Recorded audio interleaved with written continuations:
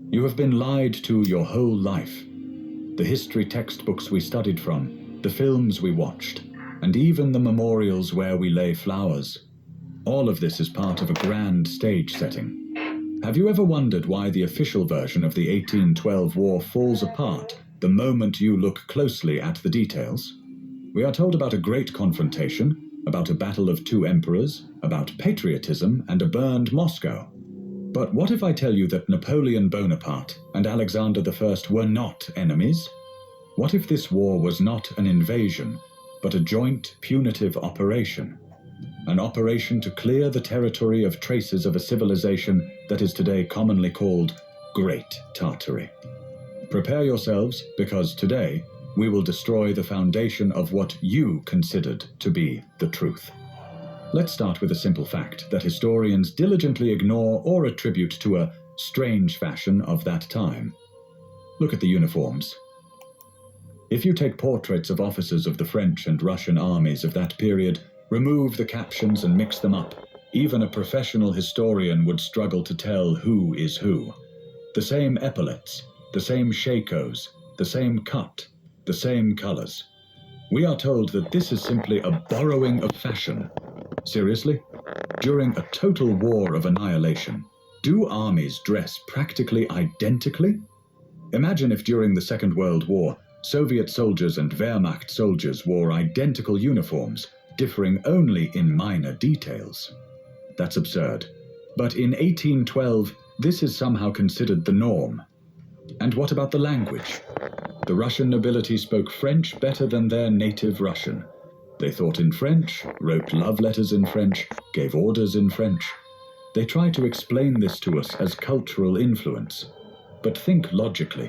You are fighting an enemy, but you speak his language, dress like him, and live by his cultural codes. Doesn't it seem to you that this is more like a civil war within one global system? Or even more frightening, the actions of a unified coalition army against someone else? Recall the Peace of Tilsit of 1807. Official history tells us about a forced alliance. But look at the medals issued in honor of this event. On them, the profiles of Napoleon and Alexander are placed side by side, like the profiles of two co-rulers, two brothers in arms. On some medallions, they are literally looking in the same direction. Symbolism at that time held colossal significance. No one would mint the profile of an enemy next to their own if there wasn't a real, deep alliance.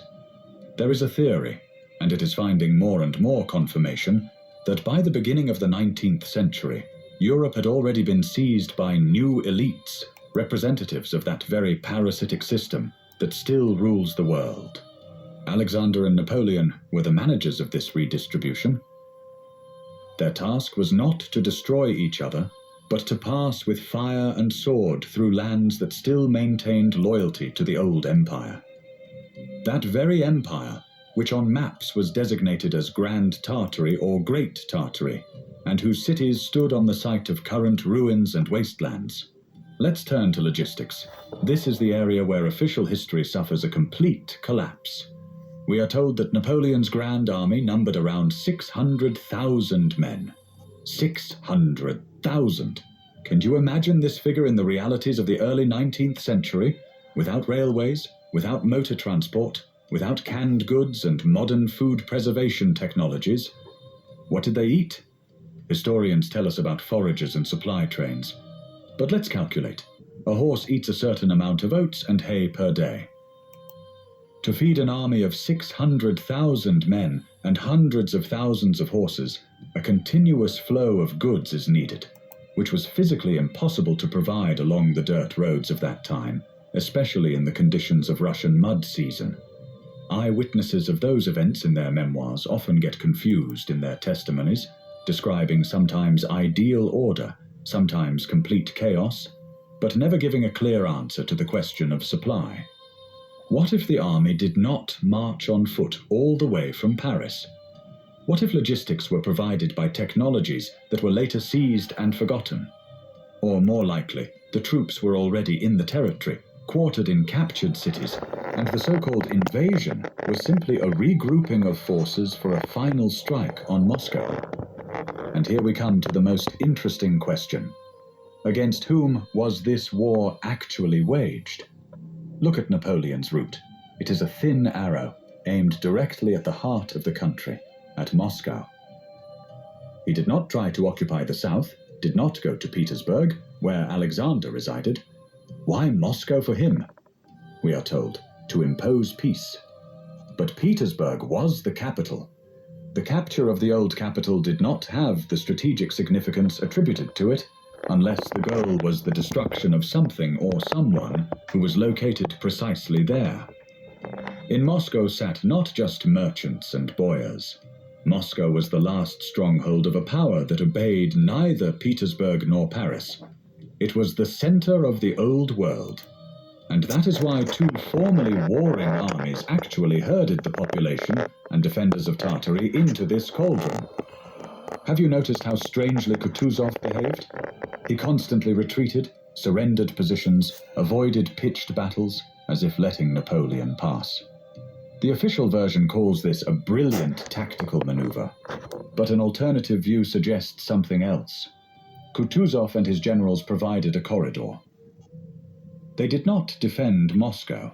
They escorted the French army to its goal so that by the hands of the French, or more precisely, by the hands of a united European coalition, they could accomplish what the Russian army could not do itself for ideological reasons: destroy the ancient capital along with its inhabitants and history.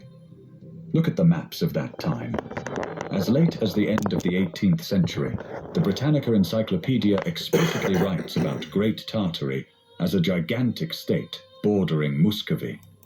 And then suddenly, at the beginning of the 19th century, this country disappears from political maps, remaining only as a geographical term. Where did millions of people go? Where did the cities marked on old globes go? They could not simply vanish. They had to be physically destroyed. The 1812 war fits perfectly into this puzzle as the final phase of the cleanup.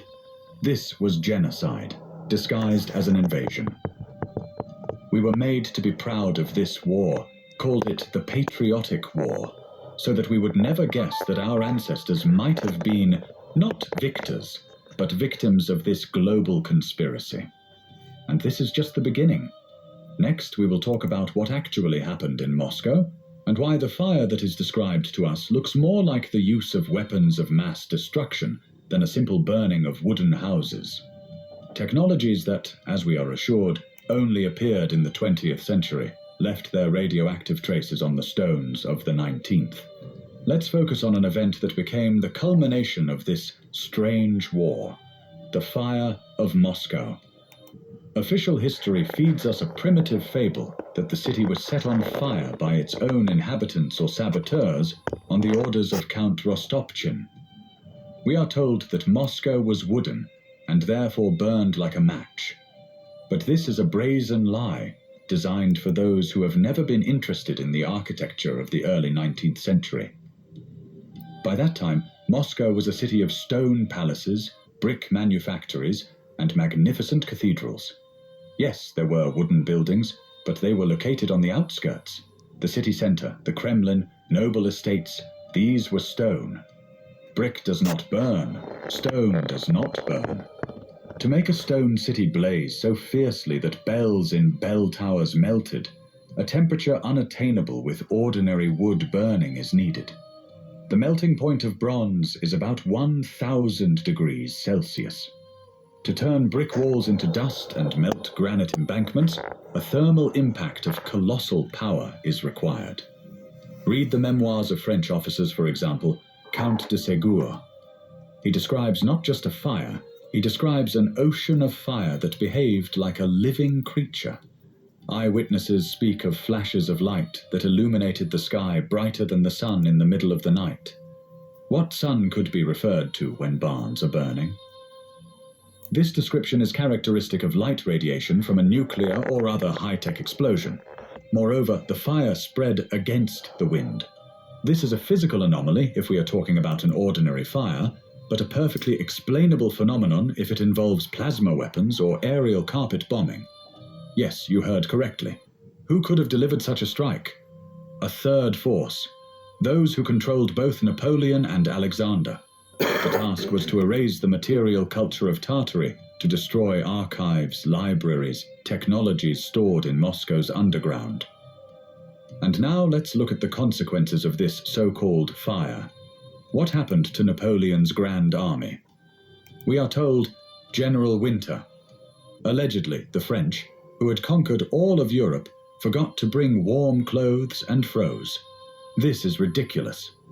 Climatic reports from those years show that the winter of 1812 arrived later than usual, and the frosts struck only after the army had turned into a crowd of fugitives.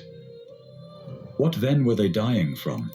The symptoms described by regimental doctors are shocking: hair loss, skin ulcers, vomiting, diarrhea, disorientation.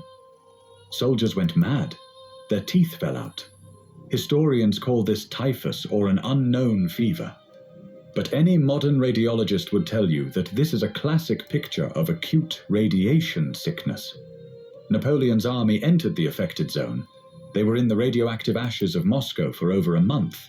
They drank contaminated water, breathed radioactive dust.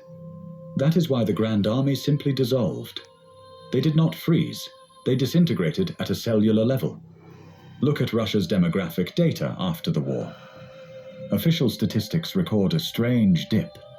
In some provinces, through which troops did not even pass, the population decreased by tens of %. Why? Because a radioactive cloud knows no boundaries. Fallout after the strike on Moscow covered vast territories.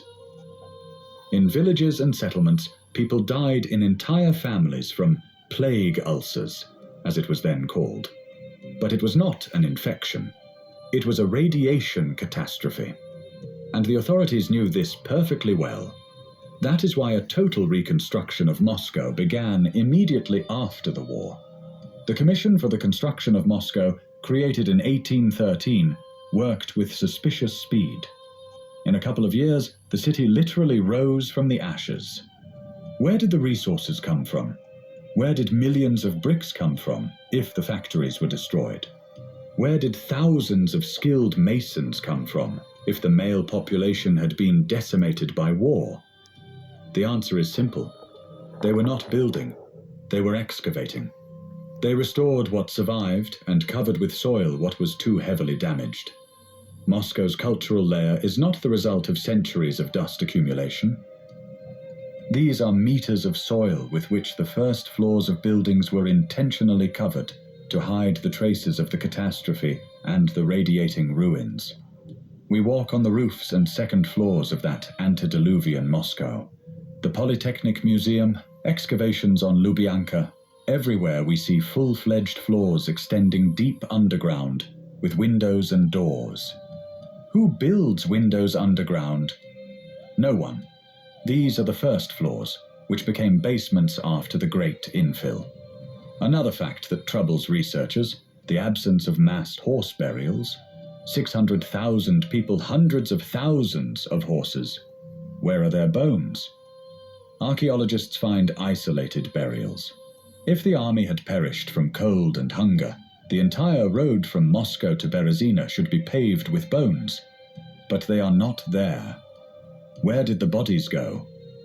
The cremation theory in those conditions does not withstand criticism. There wasn't enough firewood even for heating. What if the bodies simply evaporated at the epicenters of the explosions? Or were they disposed of by special cleanup teams using chemical reagents unknown to us? We are dealing with a crime of planetary scale, the traces of which have been covered up for 200 years. Pay attention to the medals for the capture of Paris and for the salvation of the fatherland. On them, a strange triangle with an eye is often depicted, the all-seeing eye. A Masonic symbol. It is everywhere, on the pediments of buildings restored after the fire, on award weapons, on state seals of that time. This is the signature of the client. Napoleon and Alexander were high-ranking Masons, executors of the will of a global lodge. Their correspondence, if read between the lines, is full of hints at the great work and the transformation of the world. The war was a ritual, a sacrifice. Millions of lives were laid on the altar of a new world order, in which there was no place for Tartary and a Vedic worldview. Ask yourselves, why did an era of reaction, the creation of the Holy Alliance, begin in Europe after 1815? It was the creation of a world government, a prototype of the European Union, and an alliance. They united not to prevent new wars, but to control the captured territories and prevent the revival of the destroyed civilization. The entire history of the 19th century is a process of rewriting the past.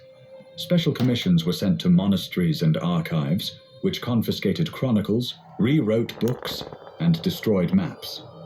We were invented a history of the ancient world. Events were pushed back thousands of years to fill the void created after the cleansing of the real past. We live in a matrix created at the beginning of the 19th century, and the 1812 war is the starting point of this matrix. But the most terrifying evidence is hidden not in archives, but in forests.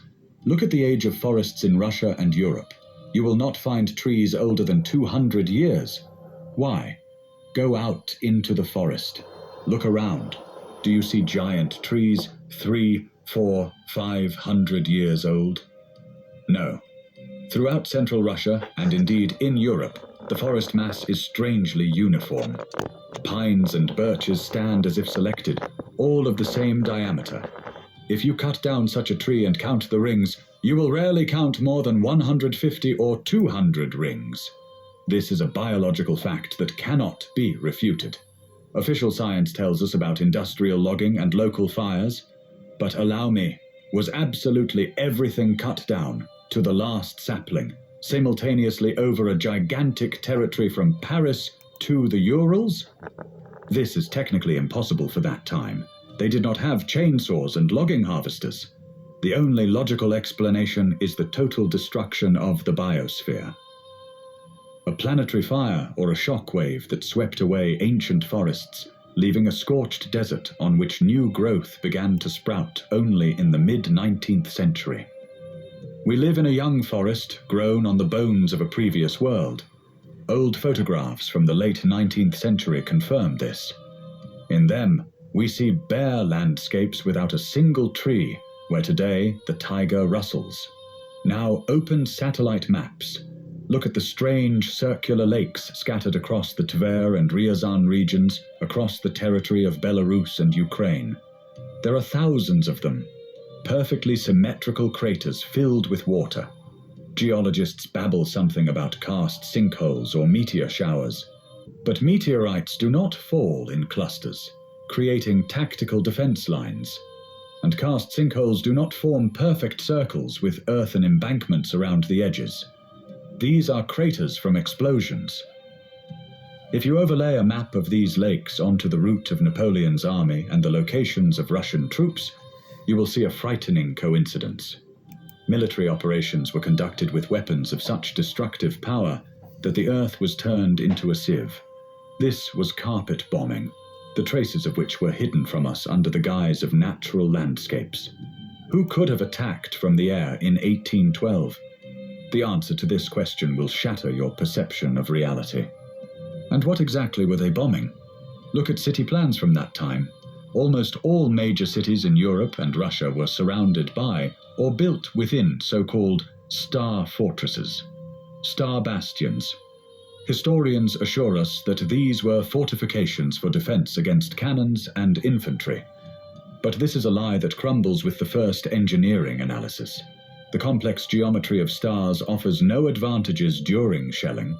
On the contrary, it creates dead zones and complicates defense. However, this shape is ideal from the perspective of wave physics. These were gas distribution stations, power stations, space harmonizers of Great Tartary. Napoleon and Alexander were not going to capture cities. They were going to shut down the life support system. They were destroying the energy framework of the planet. That is why many star fortresses after the 1812 war were razed to the ground, and parks were laid out, or prisons built in their place. The authorities were cleaning up free energy technologies to addict humanity to hydrocarbons and primitive manual labor.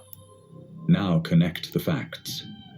the destruction of forests, gigantic city fires, carpet bombing of the terrain. What happens when millions of tons of dust, ash, and soil are released into the atmosphere? Mud rains begin. And so we come to the unraveling of the so-called clay flood. This was not a worldwide flood in the biblical sense. It was a direct consequence of the war. Soil, lifted into the air by explosions, settled for years. It buried the first floors of surviving buildings, changed riverbeds, buried roads and bridges.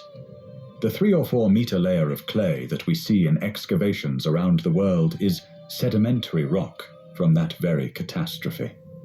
People who survived the carnage were forced to dig out their homes, make doors from second-story windows, and start life anew in a world that had become grey, dirty, and cold. Official history calls this a cultural layer, but any builder will tell you a cultural layer does not grow at a rate of 1 meter per century uniformly across an entire city, covering windows and doors. And here the most tragic page of this cleanup opens. Where did the children go? In the mid-19th century, the world was engulfed by an unprecedented wave of orphanhood. Mysterious orphan trains appeared in the United States of America, and huge orphanages opened in Russia and Europe. Where did hundreds of thousands of homeless children come from simultaneously in all countries? Where were their parents? Why is the theme of orphanhood one of the most popular in the literature of that time? Recall Dickens or Dostoevsky. The answer is terrifying. The adult population, the bearers of memory and skills, was annihilated during the war catastrophe. Children were taken away, their memories of the past erased, given new simple surnames, Ivanov, Petrov, Smith, Jones, and taught new primitive programs. They were prepared to be ideal slaves for the new industrial revolution. They were given a truncated history, an invented chronology, and led to believe that their ancestors were savages who lived in dugouts by the light of a splinter.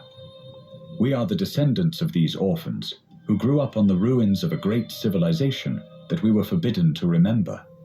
Consider why there was a sharp technological decline at the beginning of the 19th century. Unique stone artifacts, the Hermitage vases, the Alexander Column, St. Isaac's Cathedral, all of this was supposedly created in the era of the chisel and hammer. But we cannot replicate this with modern CNC machines. The masters of the past possessed technologies for casting stone, processing granite like plasticine, creating geopolymer concrete. And suddenly, a sharp break. We move to crooked bricks and primitive steam engines, which are inferior in efficiency even to ancient mechanisms. This was technological degradation. We were thrown back hundreds of years in development. The 1812 war became the turning point, after which humanity forgot how to fly on Vimanas and how to get electricity from the atmosphere using temple domes. Napoleon did not take gold and furs from Moscow. He took away and destroyed blueprints, instruments, and manuscripts. Supply convoys with looted goods, which allegedly disappeared en route, actually reached their destination, but their contents settled in closed special storage facilities in the Vatican and London, far from the eyes of ordinary mortals. Look at the paintings of ruin artists of that time. Hubert Robert, Giovanni Piranesi, hundreds of lesser-known authors. Official science tells us that these were their fantasies, a strange romantic fascination with ancient ruins. Capriccio. But look closely. They painted from life. They were war correspondents and documentarians of that catastrophe.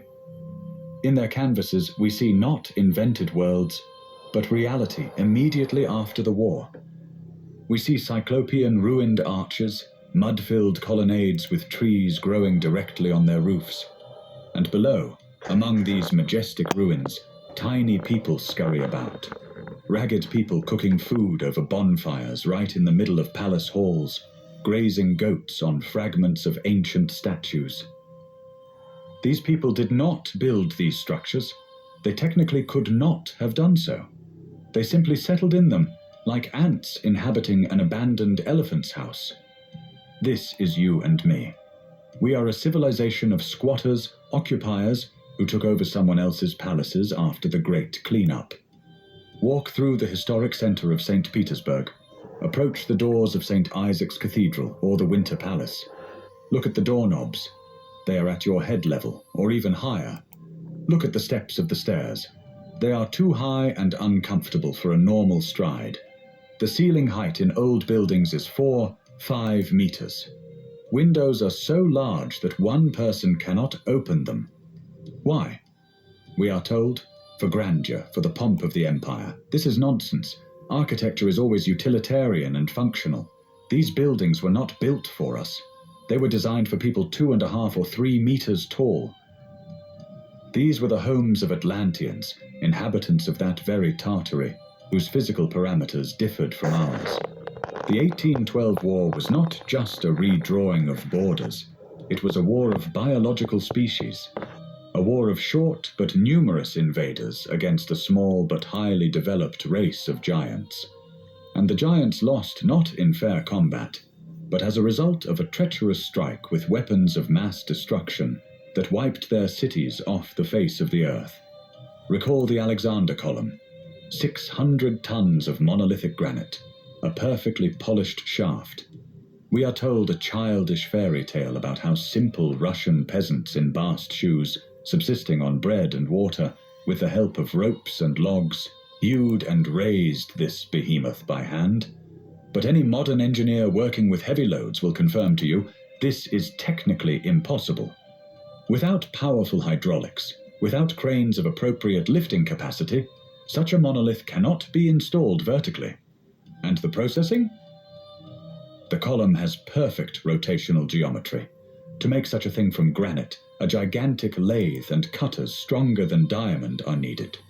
Where is this lathe? Where are the tools? They are gone, because they were confiscated. The technologies of that era surpassed our modern capabilities. We still cannot replicate the polygonal masonry of Kronstadt, where enormous granite blocks are fitted together without mortar so precisely that a knife blade cannot pass through. These are traces of machine processing, traces of lasers, plasma cutting, and milling, not the chisel of a serf.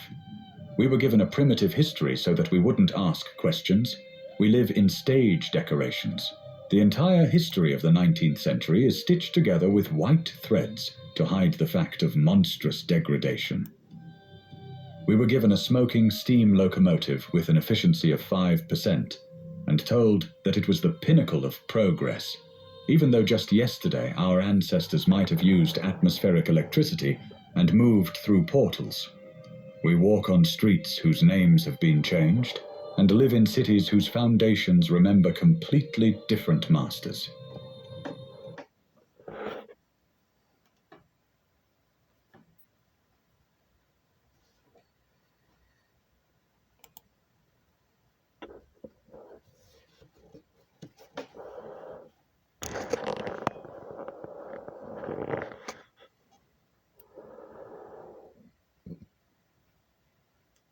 Place where coal smoke mingled with fog rolling off the rivers, where towns rose seemingly overnight along the railways, and where old streets whispered stories few ever bothered to record. The cities of Pittsburgh, Philadelphia, and Allentown were not just centers of trade and manufacture. They were also living puzzles, places where what you saw might not have been everything there was to see. As I pored over photographs from the 1800s, I was struck not just by the architecture, but by the strangeness of what the images hinted at. Buildings that seemed too grand for the towns that surrounded them, streets that appeared carefully aligned, yet ended abruptly, structures that vanished entirely when cross-referencing with later records. One of the most intriguing aspects of these early photographs was how rare and expensive they were. Photography in the 19th century was not a casual pursuit. It required bulky equipment, chemical processing, and often days of preparation just to capture a single scene. And yet, when they captured these images, something almost unnatural occurred.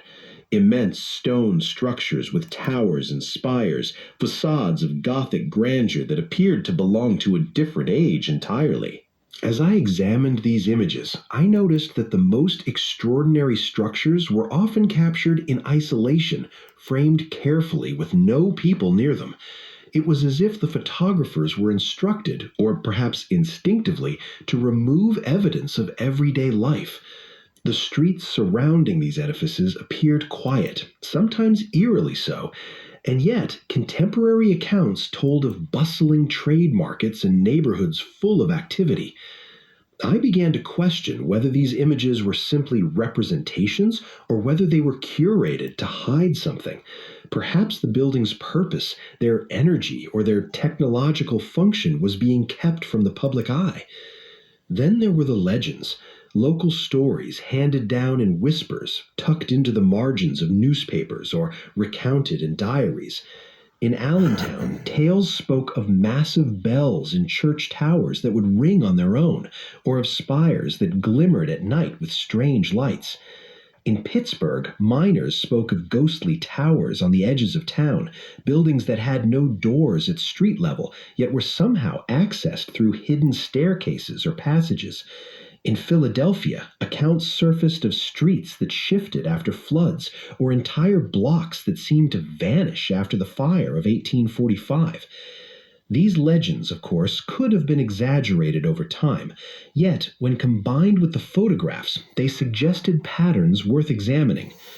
Many of the buildings in these images appeared impossibly large, their stone blocks massive, construction techniques far ahead of what records claimed was possible with the tools of the era.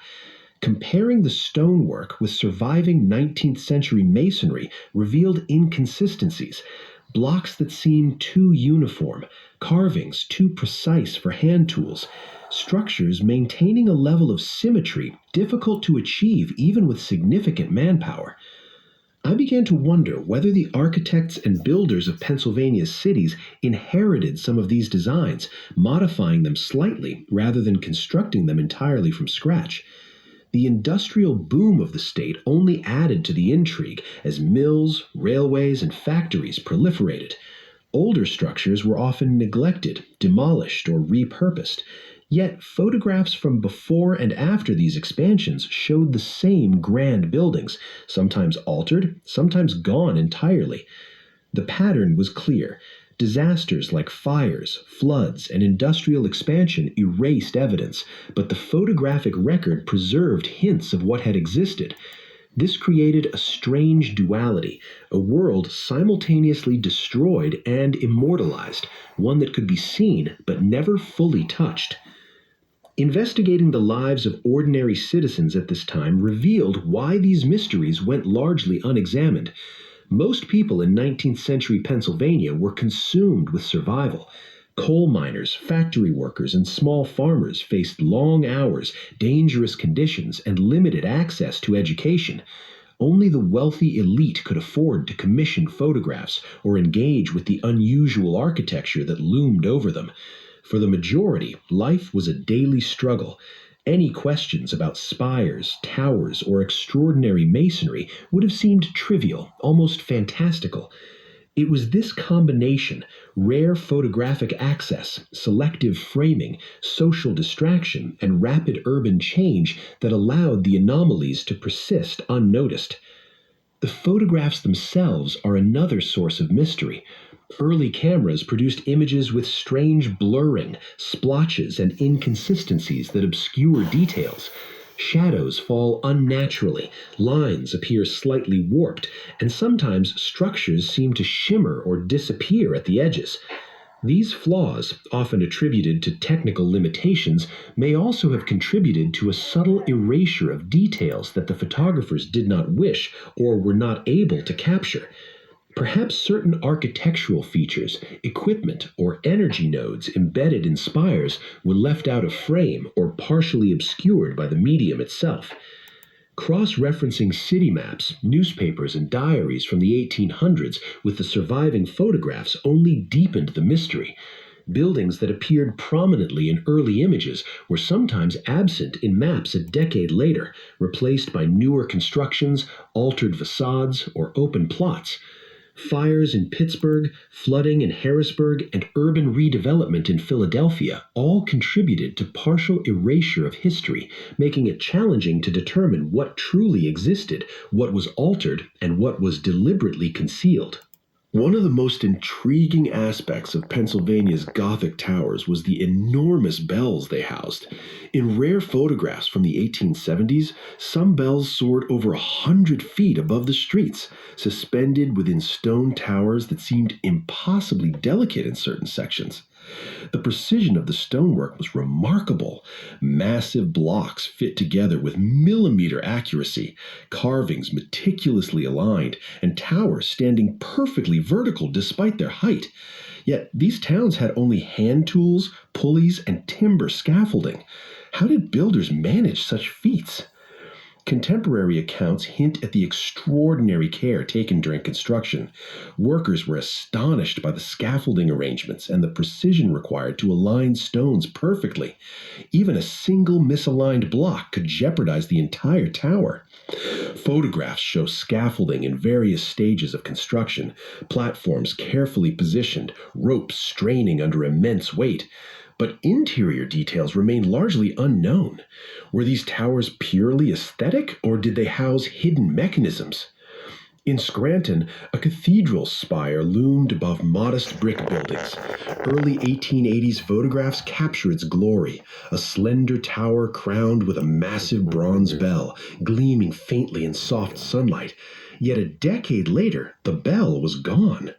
Contemporary records vaguely note repairs or restructuring, but nothing explains how a bell of that size vanished without detailed documentation. Moving it would have required cranes, counterweights, and dozens of coordinated workers. Oral histories add intrigue.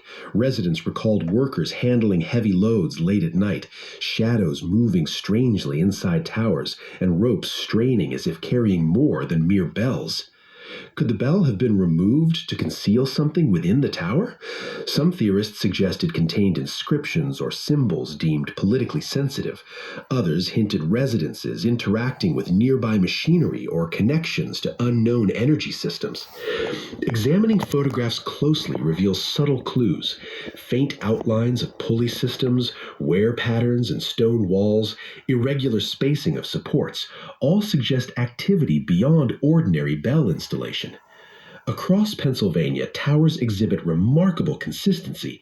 Massive stone blocks, Gothic windows, flying buttresses, and enormous bell chambers indicate centralized knowledge or a shared architectural tradition. Some researchers speculate these towers were part of a forgotten infrastructure, energy conduits, signaling devices, or hidden mechanical systems. Photographs often framed towers as symbols of civic pride or religious devotion, yet the compositions unintentionally highlight anomalies, slits, recesses, and apertures that hint at functionality beyond decoration. Uniformity of stone size and texture is particularly striking. Interlocking blocks could bear incredible weight without mortar in some cases. Such precision suggests careful planning and craftsmanship far exceeding the documented capabilities of mid-19th century towns. Many towers show horizontal slits in walls at precise intervals. Were these stylistic flourishes or functional channels for airflow, acoustics, or mechanical energy? The early photographs, grainy and limited, obscure interior complexity, yet careful analysis reveals subtle variations, faint carvings, and indications of mechanisms. Could these spires have been energy collectors, signaling devices, or conduits? Local newspapers and church records rarely explain anomalies. Restoration logs mention repairs but omit crucial details. Oral histories speak of secret chambers above bells, humming devices, and hidden orders safeguarding the tower's secrets.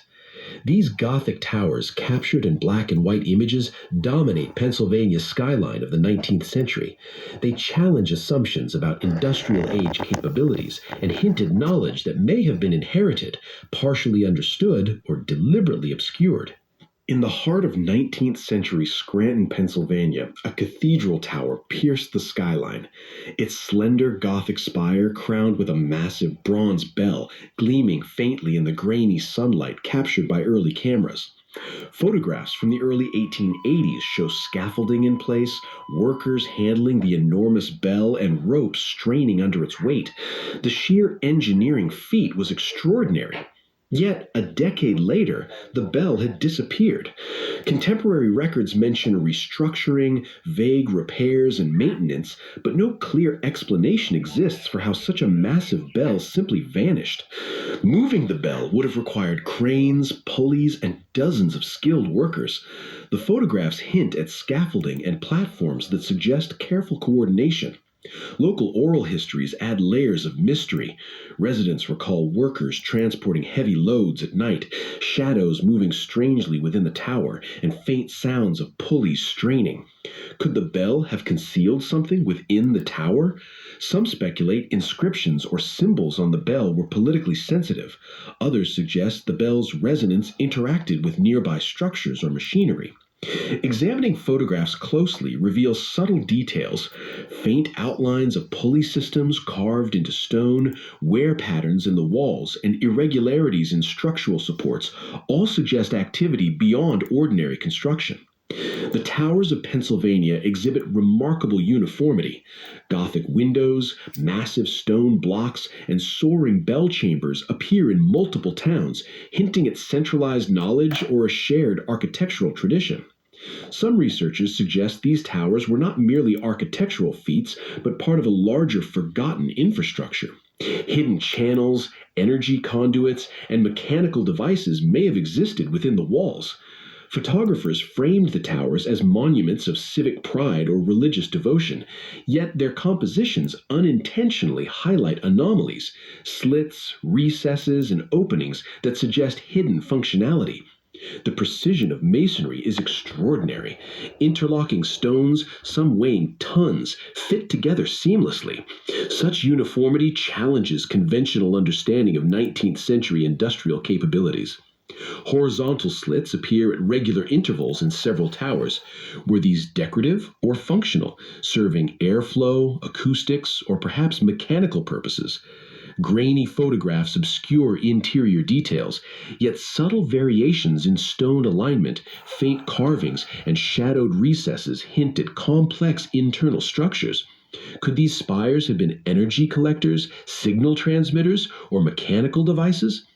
Oral accounts describe secret chambers above bells, humming devices, and caretakers who ensured the tower's secrets remained hidden. While no physical evidence survives, photographs give glimpses of anomalies, shadows, faint outlines, and irregular stonework. The cathedral's tower dominates the 19th century skyline, a silent testament to skill, planning, and possible forgotten technology. In comparing towers across Scranton, Allentown, and Bethlehem, patterns emerge. Bells of comparable size, scaffolding arrangements, and architectural motifs hint at a broader, organized knowledge. Some theories propose these towers were part of an ancient network of energy or signaling systems. Others suggest practical purposes hidden from historical records. Early photographs, while grainy, preserve subtle evidence. Scaffolding, pulley outlines, and shadows hint at internal activity. The vanished bell, preserved only in images, remains a symbol of mystery, engineering marvel, and questions that history has yet to answer. The 19th century coal towns of Pennsylvania were some of the most haunting landscapes in the state. Built rapidly around mines, these towns thrived and vanished almost overnight. Workers' houses, company offices, schools, churches, and small commercial blocks were meticulously laid out, often arranged in a grid or along a main thoroughfare connecting directly to the mines. Materials varied. Some towns had sturdy brick or stone buildings, many of which still survive. Others relied heavily on timber, which is mostly decayed, leaving only impressions of foundations or scattered debris. Photographs from the late 1800s capture these towns at their peak. Smoke rises from chimneys, horse-drawn carts haul coal, children play in streets, and miners emerge soot-streaked from shafts. Yet the images carry an eerie undertone. Even in bustling scenes, a subtle sense of emptiness lingers, as if the towns themselves anticipate abandonment. Abandonment often came suddenly. Mines closed, families relocated, and streets were left behind. Some towns were partially demolished, timbers repurposed, foundations left intact. Folklore quickly emerged in empty streets. Ghostly figures, unexplained lights near shafts, and strange sounds were attributed to spirits of miners or forgotten residents. Mines themselves add intrigue. Some shafts were unusually deep and sophisticated. Photographs occasionally show workers entering structures that seem oddly advanced for rural surroundings. Historical explanations cite ingenuity of engineers and adaptation to harsh terrain, yet patterns suggest knowledge inherited from earlier civilizations. Odd architectural details appear in the images. Symmetrically carved stone entrances, deliberate town layouts, and towers dominating skylines hint at more than mere functionality. The daily life of miners and families comes alive through these images. Despite exhaustion and danger, communities built schools, social halls, and churches, demonstrating cultural richness beyond industrial necessity. Nature reclaimed abandoned towns rapidly. Forests, grasses, and shrubs overtook streets and foundations, erasing human presence within decades. Photographs contrast bustling activity with eventual desolation. What once seemed permanent now exists only as memory, captured in grainy images and faint foundation traces. Local legends amplified mystery. Stories of lights in deserted mines, bells ringing in empty towers, and voices echoing through abandoned streets became part of the folklore. Researchers, historians, and amateur archaeologists study these towns through maps, photographs, oral histories, and remaining structures. Each clue raises further questions. Why were some towns abandoned quickly? Why do some structures appear technologically advanced for their surroundings? Some towns may have been intentionally left to decay, directing industrial focus elsewhere. Certain structures hint at hidden technologies or unusual construction techniques. Coal towns reveal the intersection of verifiable history and speculation. Economic shifts, industrial changes, and resource depletion explain abandonment, but gaps in records allow imagination and questioning. Modern Pennsylvania shows echoes of these ghost towns. Highways and urban development overlay old railways. Industrial zones follow historical geography, and old stone walls occasionally survive. Yet much of the human story remains obscured. Diaries, letters, and photographs preserve the resilience of miners, families, and communities whose lives were shaped by industry and the unforgiving environment. Folklore continues. Stories of ghostly figures, tales of vanished towns, and abandoned railways weave into Pennsylvania's cultural memory. The legacy of coal towns is both tangible and spectral. Photographs provide glimpses of vibrant communities and industrial prowess, while empty streets and overgrown foundations testify to impermanence and the passage of time. Pennsylvania in the 19th century was a land of relentless industry. Smoke rose from ironworks, mills hummed with machinery, and towns grew almost overnight along railway lines. Cities like Pittsburgh, Philadelphia, and Allentown became hubs of trade, manufacturing, and innovation. Their streets were crowded with horse-drawn carriages, pedestrians, and workers moving at a ceaseless pace. Yet, beneath this energy, mysteries persisted. Early photographs show streets that seem carefully aligned but abruptly end, and buildings that appear monumental yet vanish in later records. Industrial expansion often reshaped the urban landscape. Older buildings were neglected, demolished, or repurposed. Photographs preserved glimpses of structures that no longer exist, creating a dual reality, destroyed yet immortalized. Architecture reflected both ambition and innovation. Factories, mills, and warehouses were functional, yet many public buildings and churches boasted Gothic spires and massive stone facades. Workers' lives were consumed by labor. Coal miners, factory employees, and small farmers faced long hours, dangerous conditions, and minimal education. Ordinary citizens had little time to question the strange grandeur surrounding them. Photographs, rare and expensive, were often commissioned by wealthy industrialists and civic leaders. The images highlighted monumental architecture while omitting everyday life. Street views reveal an eerie quiet. While towns bustled in reality, the photographs showed deserted avenues or carefully placed pedestrians to maintain visual focus. Some buildings appear impossibly large, their stone blocks massive and carvings precise. These details challenge conventional understanding of mid-19th century construction methods. The industrial boom intensified urban change. Railways sliced through cities, factories replaced old homes, and new neighborhoods emerged with rigid layouts. Yet traces of earlier eras persisted in surviving structures, photographs, and maps.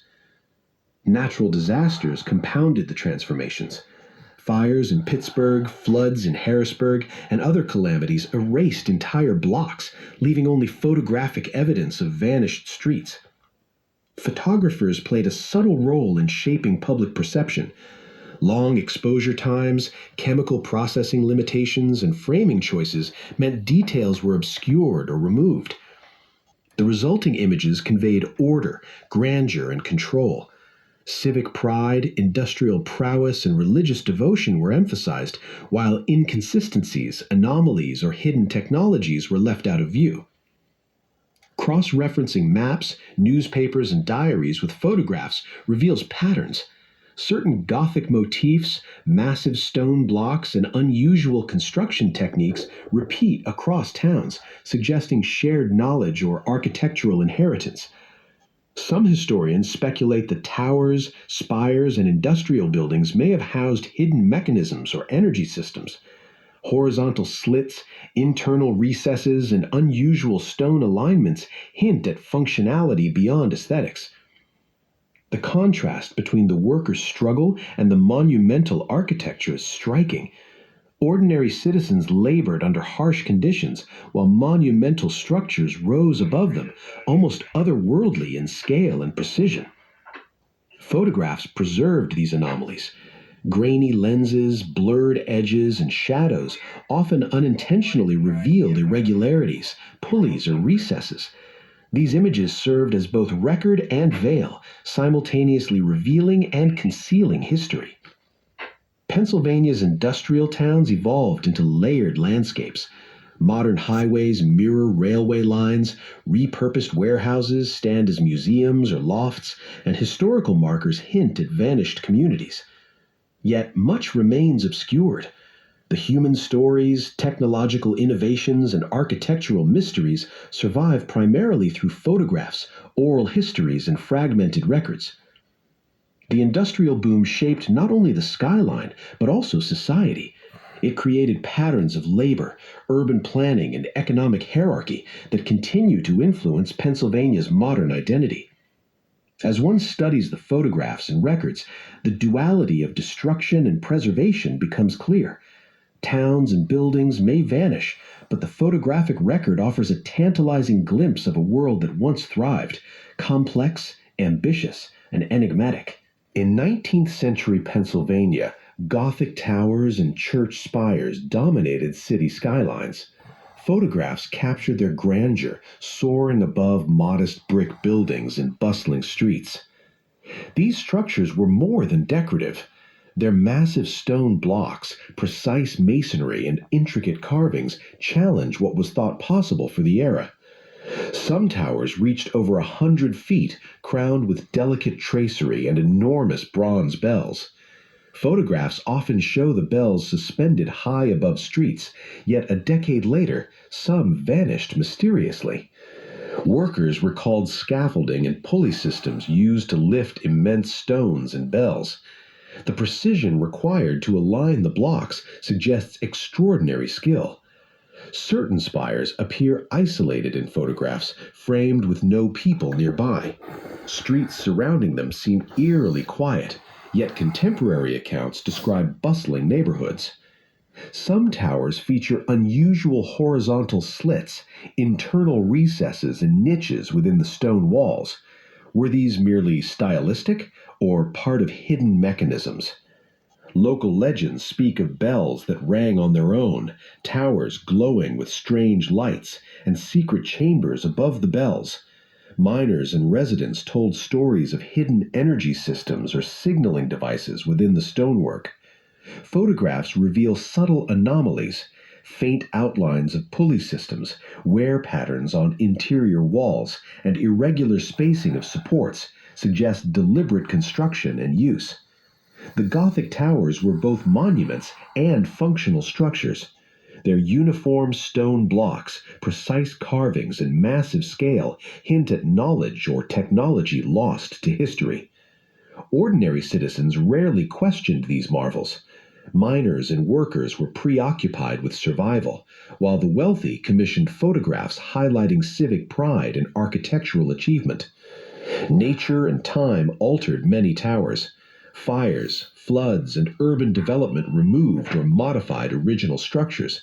Yet photographs preserve hints of their original complexity.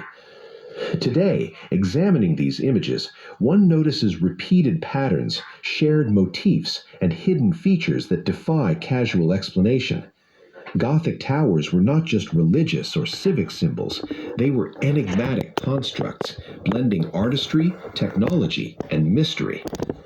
Pennsylvania's 19th century spires remain silent witnesses. Their shadows in old photographs whisper secrets of engineering prowess, hidden mechanisms, and perhaps knowledge now lost. The towers challenge us to consider what has been inherited, forgotten, or deliberately concealed. They remind us that in industrial Pennsylvania, grandeur, ingenuity, and mystery often walked hand in hand. In Scranton, Pennsylvania, the cathedral spire once held a massive bronze bell. Photographs from the early 1880s show it suspended high above the streets, gleaming faintly in the soft sunlight. Yet just a decade later, the bell was gone. Contemporary accounts mention restoration, but no clear explanation exists for its removal. Moving such a massive object required pulleys, scaffolding, and coordination. The precision of the stonework hints that the bell wasn't merely decorative. Shadows in photographs suggest hidden chambers or mechanisms inside the tower. Could the bell have been part of a larger system, transmitting energy or signals? Workers' accounts hint at secretive operations. They recall ropes straining under immense weight, late-night activity, and the careful handling of something extraordinary.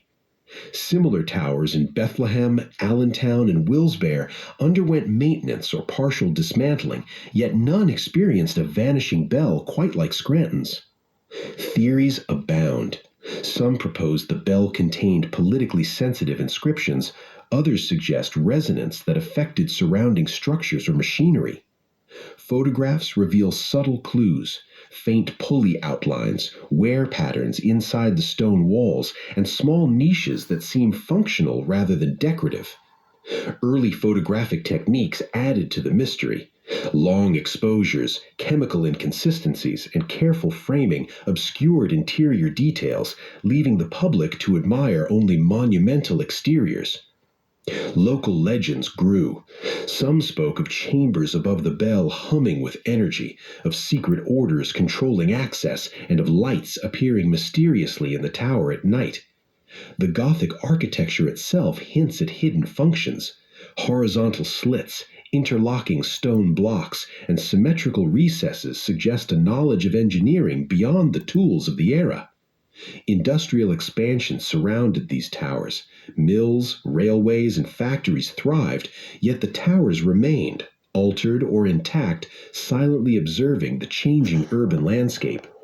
Nature also reclaimed parts of the city. Floods, fires, and time gradually erased other structures, leaving only photographs and folklore to preserve memory. Examining the images closely, one notices repeated patterns, niches aligned at precise intervals, subtle carvings that could be functional markers, and variations suggesting mechanical or energy-related purposes. Ordinary citizens rarely questioned these towers. Miners, factory workers, and families focused on survival, leaving the mysteries of bells and hidden chambers largely unnoticed.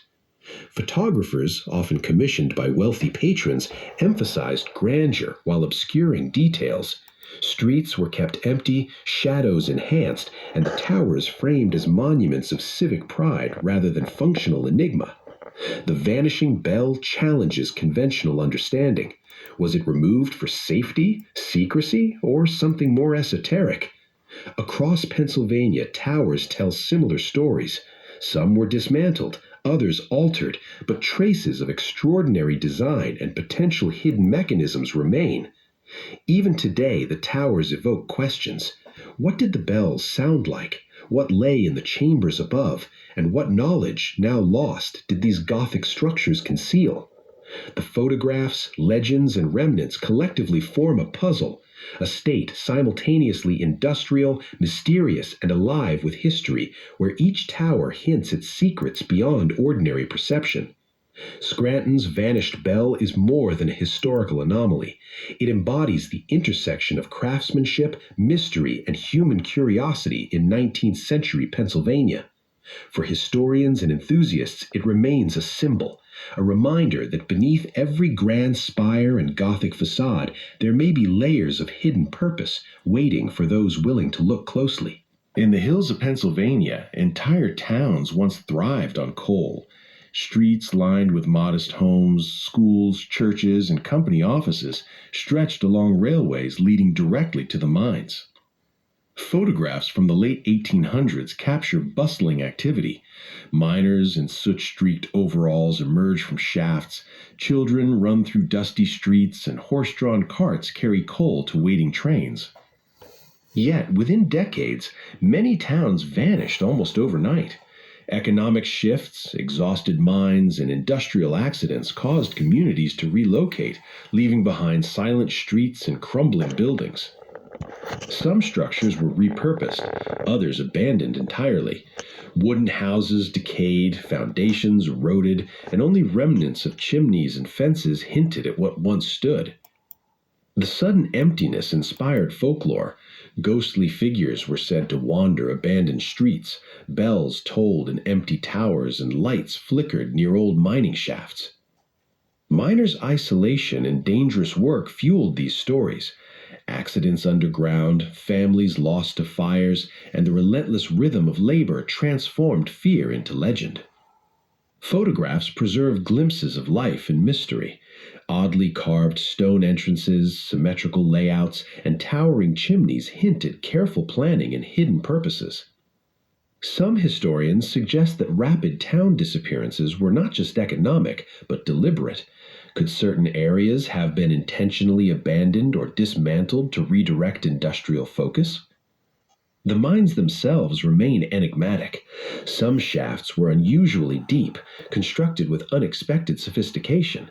Workers entering or exiting structures often appear in photographs, emphasizing the scale of industrial ingenuity. Natural reclamation added another layer of mystery. Forests, grasses, and shrubs overtook streets and foundations, erasing the built environment within decades. Yet the photographs capture a frozen moment. The contrast between vibrant industrial life and modern desolation is stark. Analyzing town layouts reveals intentionality. Grids, thoroughfares, and building alignments suggest social hierarchies, industrial priorities, and community planning. Workers' lives were harsh yet culturally rich. Schools, social halls, and churches indicate a commitment to order and beauty amid industrial necessity. Oral histories complement photographs. Tales of shadows moving in abandoned homes, whispers echoing down empty streets, and mysterious lights contribute to the haunting aura. Some towns were partially demolished, their materials repurposed elsewhere. Others simply decayed, leaving streets and foundations as skeletal reminders of human industry.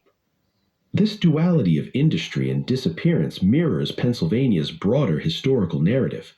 Towns once integral to the economy are now empty, while others evolved into suburbs or industrial parks.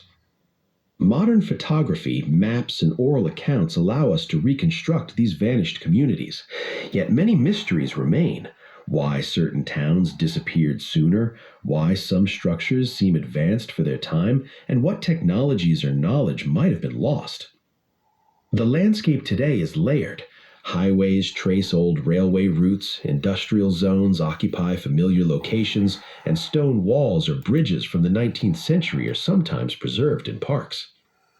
Even in decay, coal towns retain a haunting beauty. The alignment of streets, remnants of homes, and overgrown paths evoke stories of human struggle, resilience, and impermanence.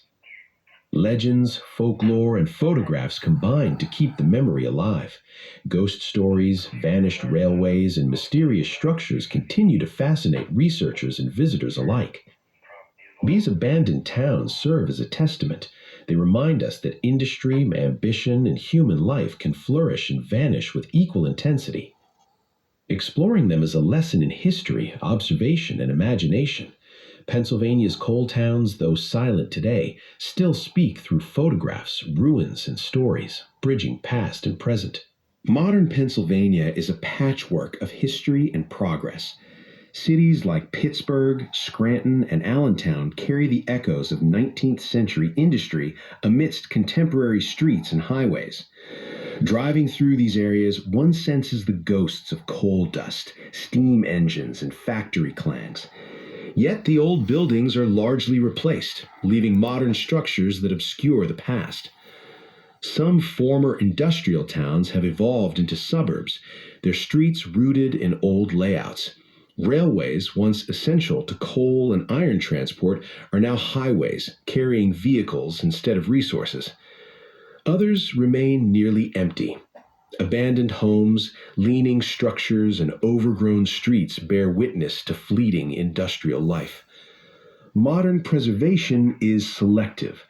Heritage museums, restoration projects, and historical societies emphasize grand train stations, churches, and curated images of industrial power.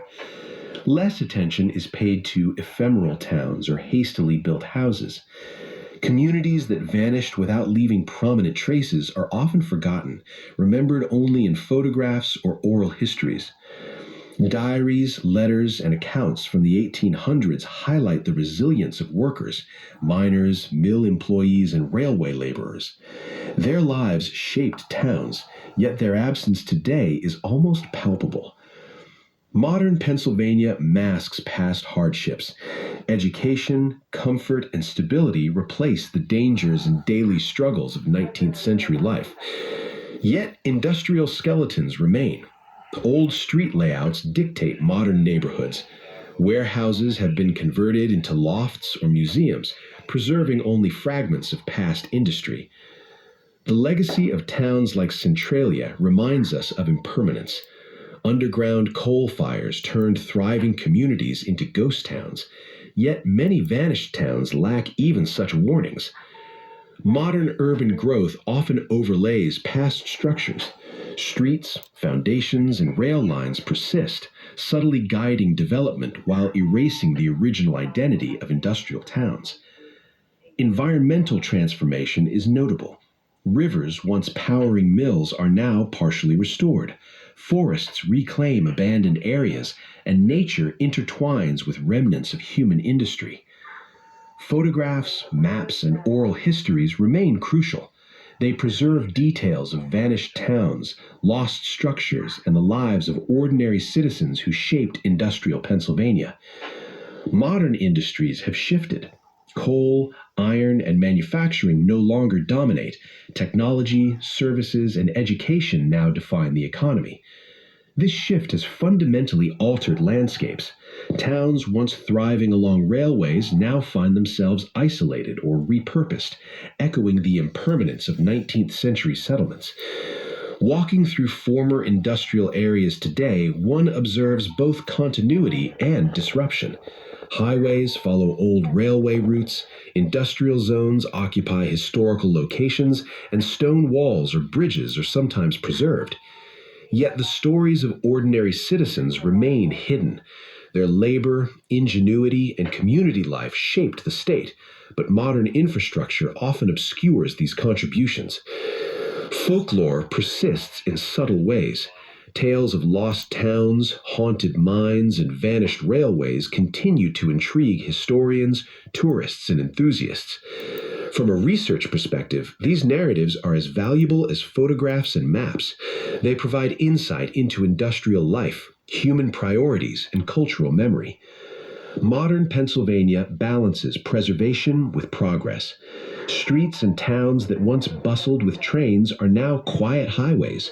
Old factories are repurposed or demolished, while Victorian facades sometimes remain alongside sterile modern construction. Yet the past endures. Ghosts of industry linger, visible to those who study photographs, maps, and oral histories. Ultimately, Pennsylvania's evolution is a story of transformation, memory, and human resilience. From vanished coal towns to modern cities, the state's landscape tells a tale of ambition, loss, and continuity. To explore these areas is to witness history layered atop modern life. Streets, structures, and stories converge, offering both a lens into the past and a mirror for the present. Pennsylvania, ever-changing yet rooted in history, remains a living testament to industry, community, and the passage of time.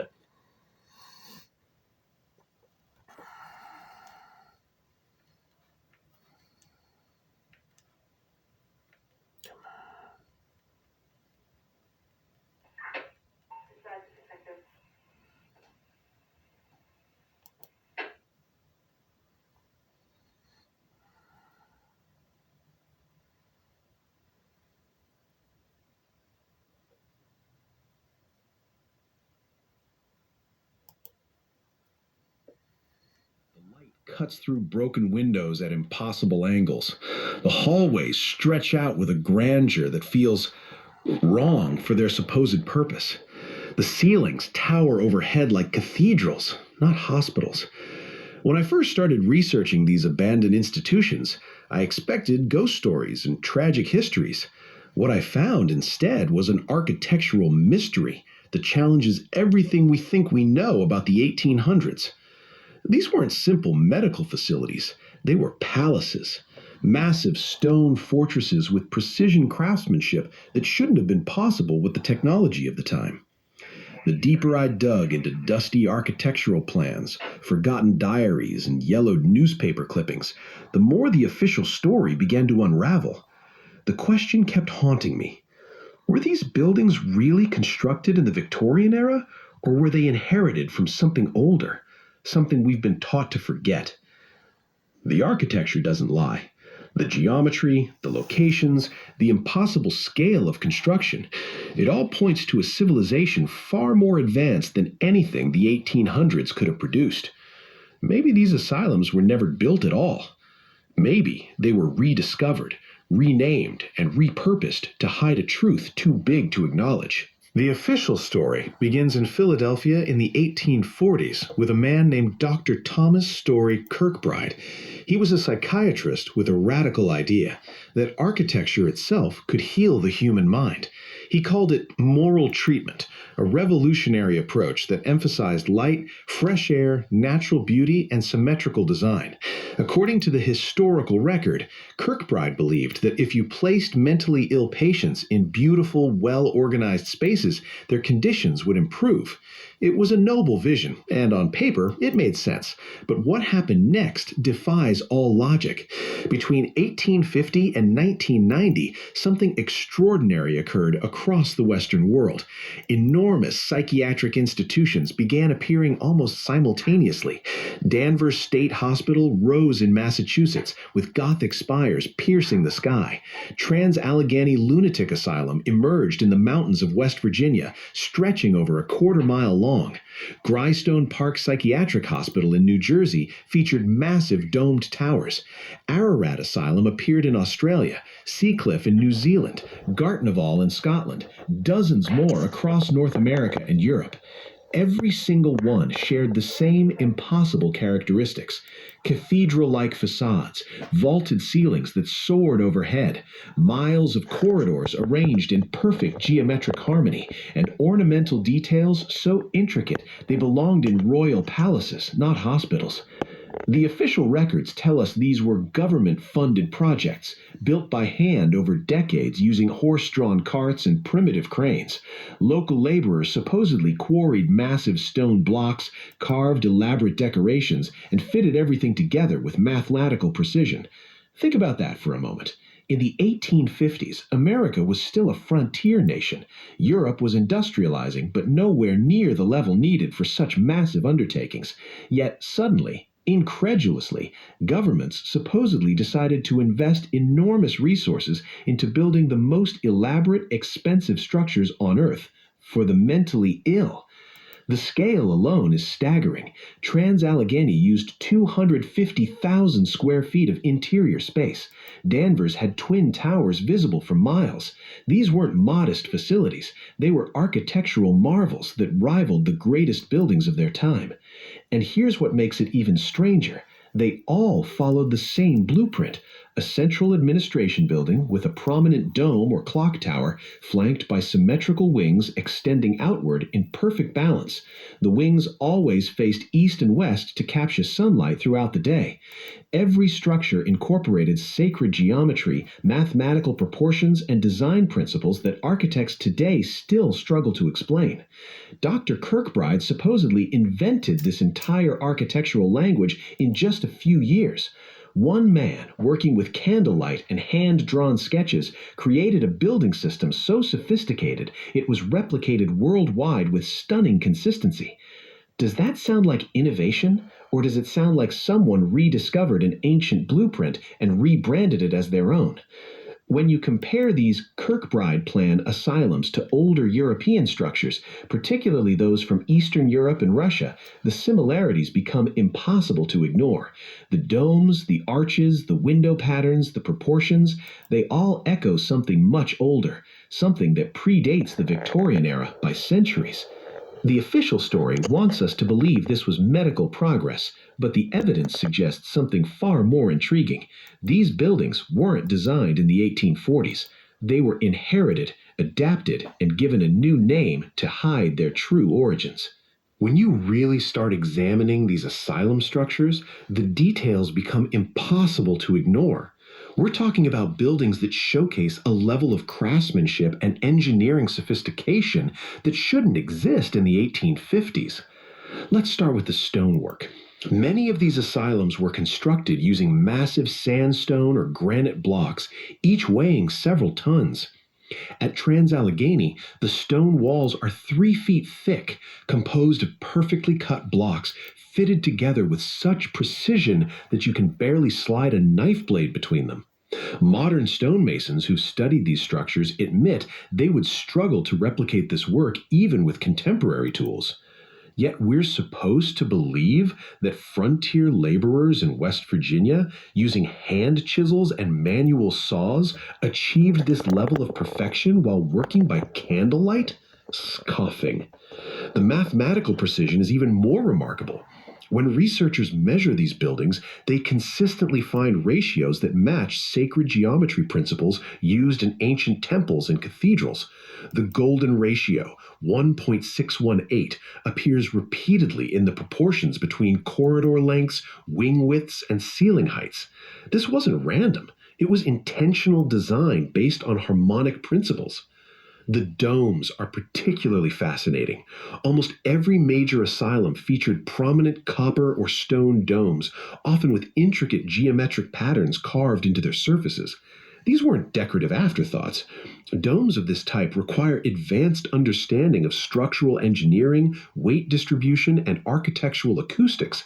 Building a dome that can support its own weight while spanning a massive interior space is a feat that challenged even Renaissance masters. Then there's the window placement.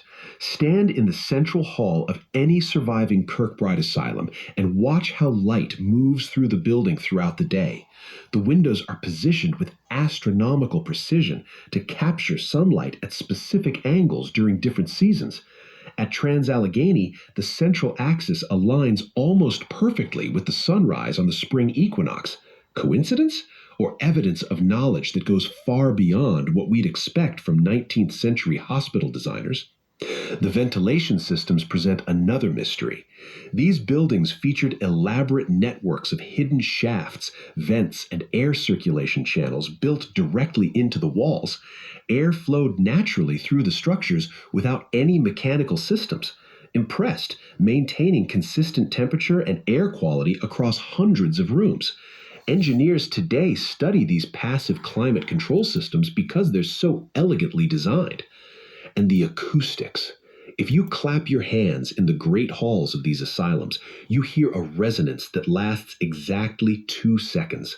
That's not accidental.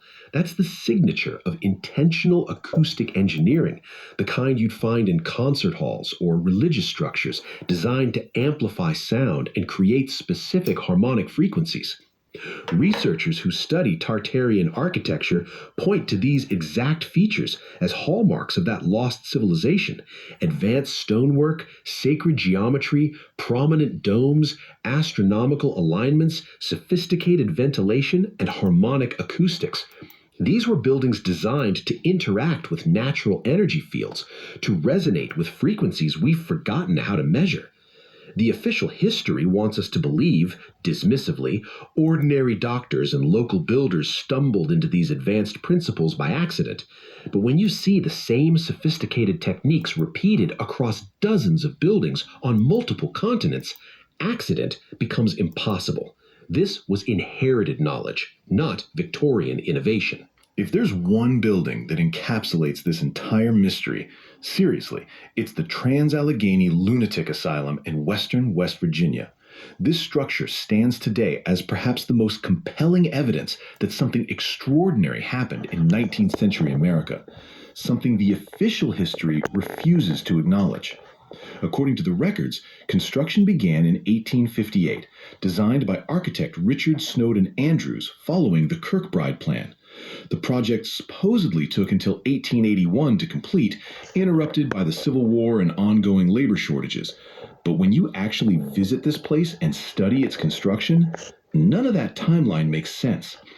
The main building stretches 1,200 feet from end to end. That's nearly a quarter mile of hand-cut sandstone, stacked and fitted with precision that modern masons call extraordinary. The interior contains 250,000 square feet of usable space across multiple floors, connected by sweeping staircases with ornate iron railings and massive wooden banisters carved from single pieces of timber. Here's the problem. West Virginia in 1858 was frontier territory. There were no rail networks to transport materials, no mechanized cranes to lift multi-ton stone blocks, no industrial cutting tools to achieve the uniform precision visible in every wall. The state had just separated from Virginia and was about to be consumed by the Civil War, a period of resource scarcity and social chaos. Yet somehow, in the middle of this turmoil, workers supposedly quarried, transported, cut, and assembled millions of pounds of sandstone into a structure that looks like it belongs in Renaissance Europe, not rural Appalachia. The central tower dominates the landscape, topped with a clock face and spire that resembles something you'd find on a European civic hall or government palace. It doesn't look like medical architecture, it looks like a timekeeping monument, the kind of structure that once served as a community focal point in an older, more sophisticated society. Inside, the ceilings soar to impossible heights. Ornate archways frame every doorway. The main corridors are wide enough to drive carriages through, and they stretch in perfect symmetry from the central hub. Windows flood every space with natural light, positioned with such precision that researchers have noted the building's alignment with solar events. The acoustic properties are especially mysterious. Stand in the central rotunda and speak in a normal voice. Your words carry clearly to every corner of the hall. Clap once and you hear a perfect 2-second resonance. Sound engineers who've analyzed this phenomenon say it would require sophisticated computer modeling to achieve today, yet this was supposedly designed by candlelight in the 1850s? Local legends add another layer to the mystery. Stories persist of workers discovering strange tunnels during construction, tunnels that extended far beyond the building's footprint and appeared far older than the asylum itself. Artifacts were reportedly unearthed and quickly buried again. Carvings in foundation stones that didn't match any known architectural style. The official documents dismiss all of this as folklore, but when you combine the physical evidence, the construction impossibilities, the architectural sophistication, and the persistent local legends, a different picture emerges. Trans-Allegheny wasn't built from scratch in 1858. It was inherited, a surviving remnant of something older that someone decided to repurpose and rename.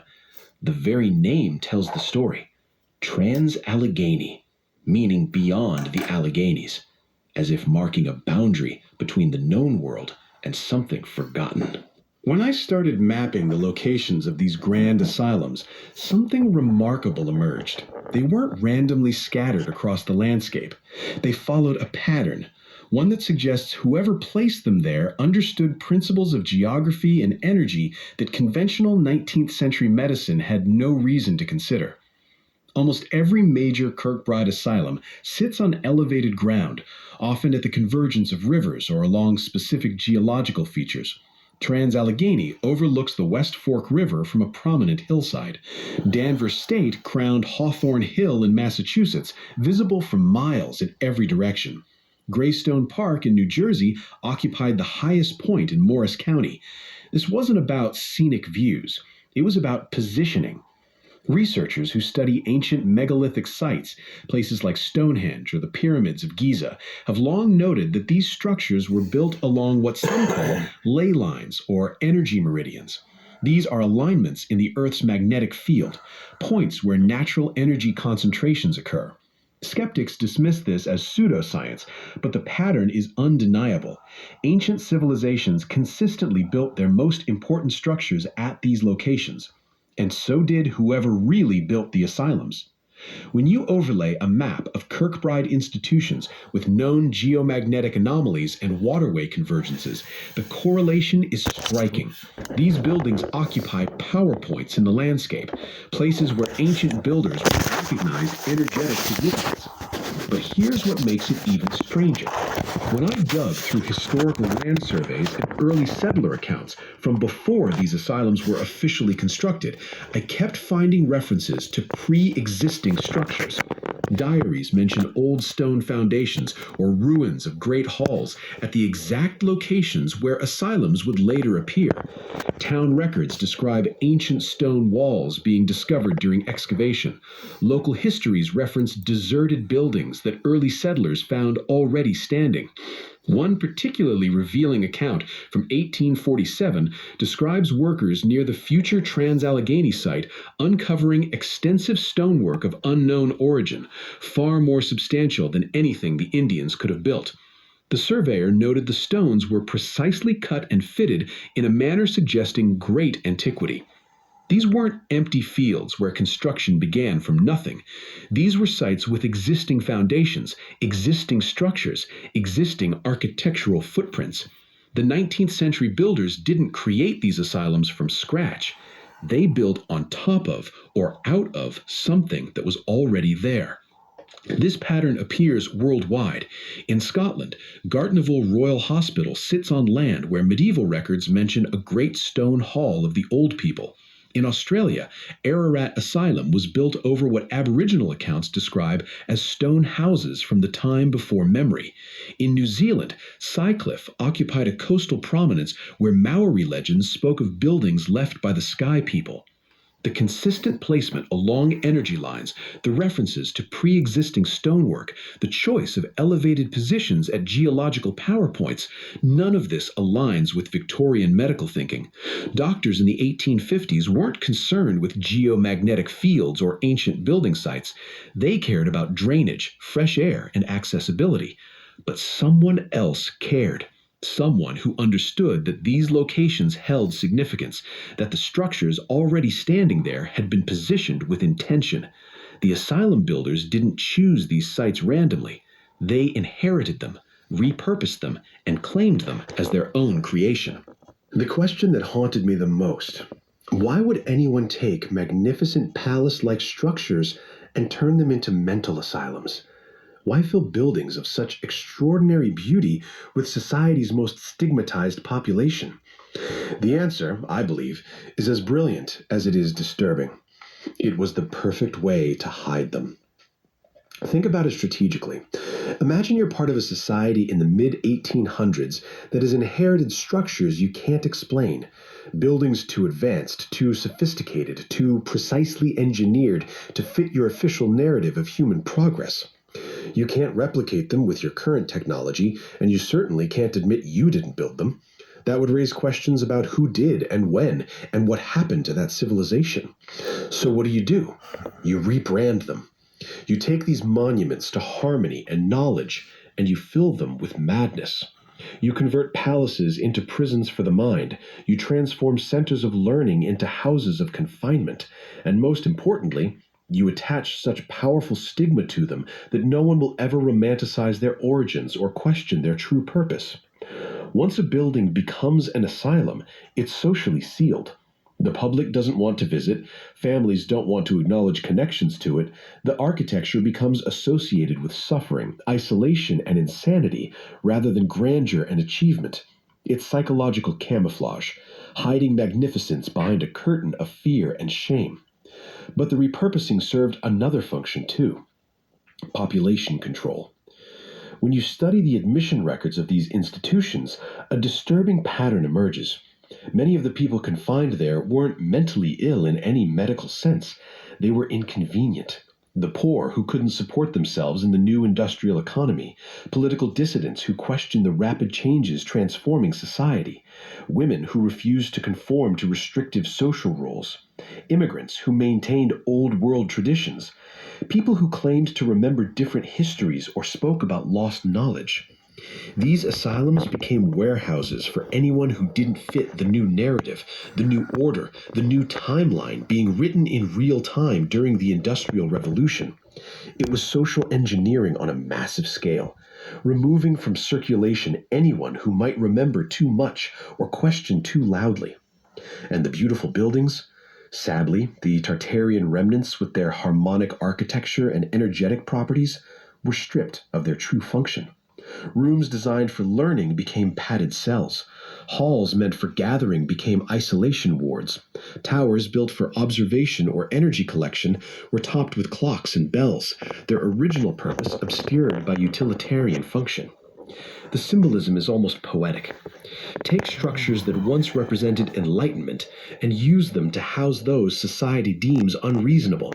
Fill buildings designed for consciousness expansion with people whose consciousness you're trying to suppress. It's an inversion of purpose so complete that within a generation, people forgot these buildings were ever anything else. No one questions a mental asylum, matter-of-factly. No one investigates its architecture too closely. No one asks why it's so beautiful or why it incorporates advanced engineering principles. The label itself provides cover, knowingly deflecting curiosity and ensuring that the structure's true origins remain buried beneath layers of tragedy and stigma. It was a perfect operation. Hide the architecture by filling it with suffering. Hide the people by calling them insane. Hide the past by controlling the present. If repurposing these structures was the first phase of the cover-up, destruction was the second. And it was systematic, deliberate, and remarkably thorough. By the mid-20th century, nearly every grand Kirkbride asylum faced one of three fates: demolition, abandonment, or architectural mutilation. The pattern is too consistent to be coincidental. Danvers State Hospital in Massachusetts serves as the most dramatic example. Built in 1878, it was often called the architectural crown jewel of American asylum design. Its twin Gothic spires rose above Hawthorne Hill, visible across the entire region. The building's facade featured intricate brickwork, soaring arched windows, and decorative elements that belonged in a European cathedral, not a psychiatric facility. In 1992, the hospital closed. For years, it sat empty while developers and preservationists battled over its future. In 2007, the decision came down: complete demolition. Explosive charges brought down centuries of craftsmanship in seconds. Today, luxury condominiums occupy the site. The only remnant is a small preserved section, sanitized and stripped of its original grandeur, serving as the apartment complex's centerpiece. Greystone Park Psychiatric Hospital in New Jersey met a similar fate. When it opened in 1876, it was the largest building in the United States, with a main structure stretching over 600 feet. The central administration building featured a magnificent dome and ornate stonework that rivaled government capitals. By 2015, it was gone, demolished completely, despite passionate preservation efforts. The official reason: structural deterioration and safety concerns. But here's what's revealing. Before these demolitions occurred, there was often a decades-long process of architectural degradation. Starting in the early 1900s, renovations systematically removed the most distinctive features of these buildings.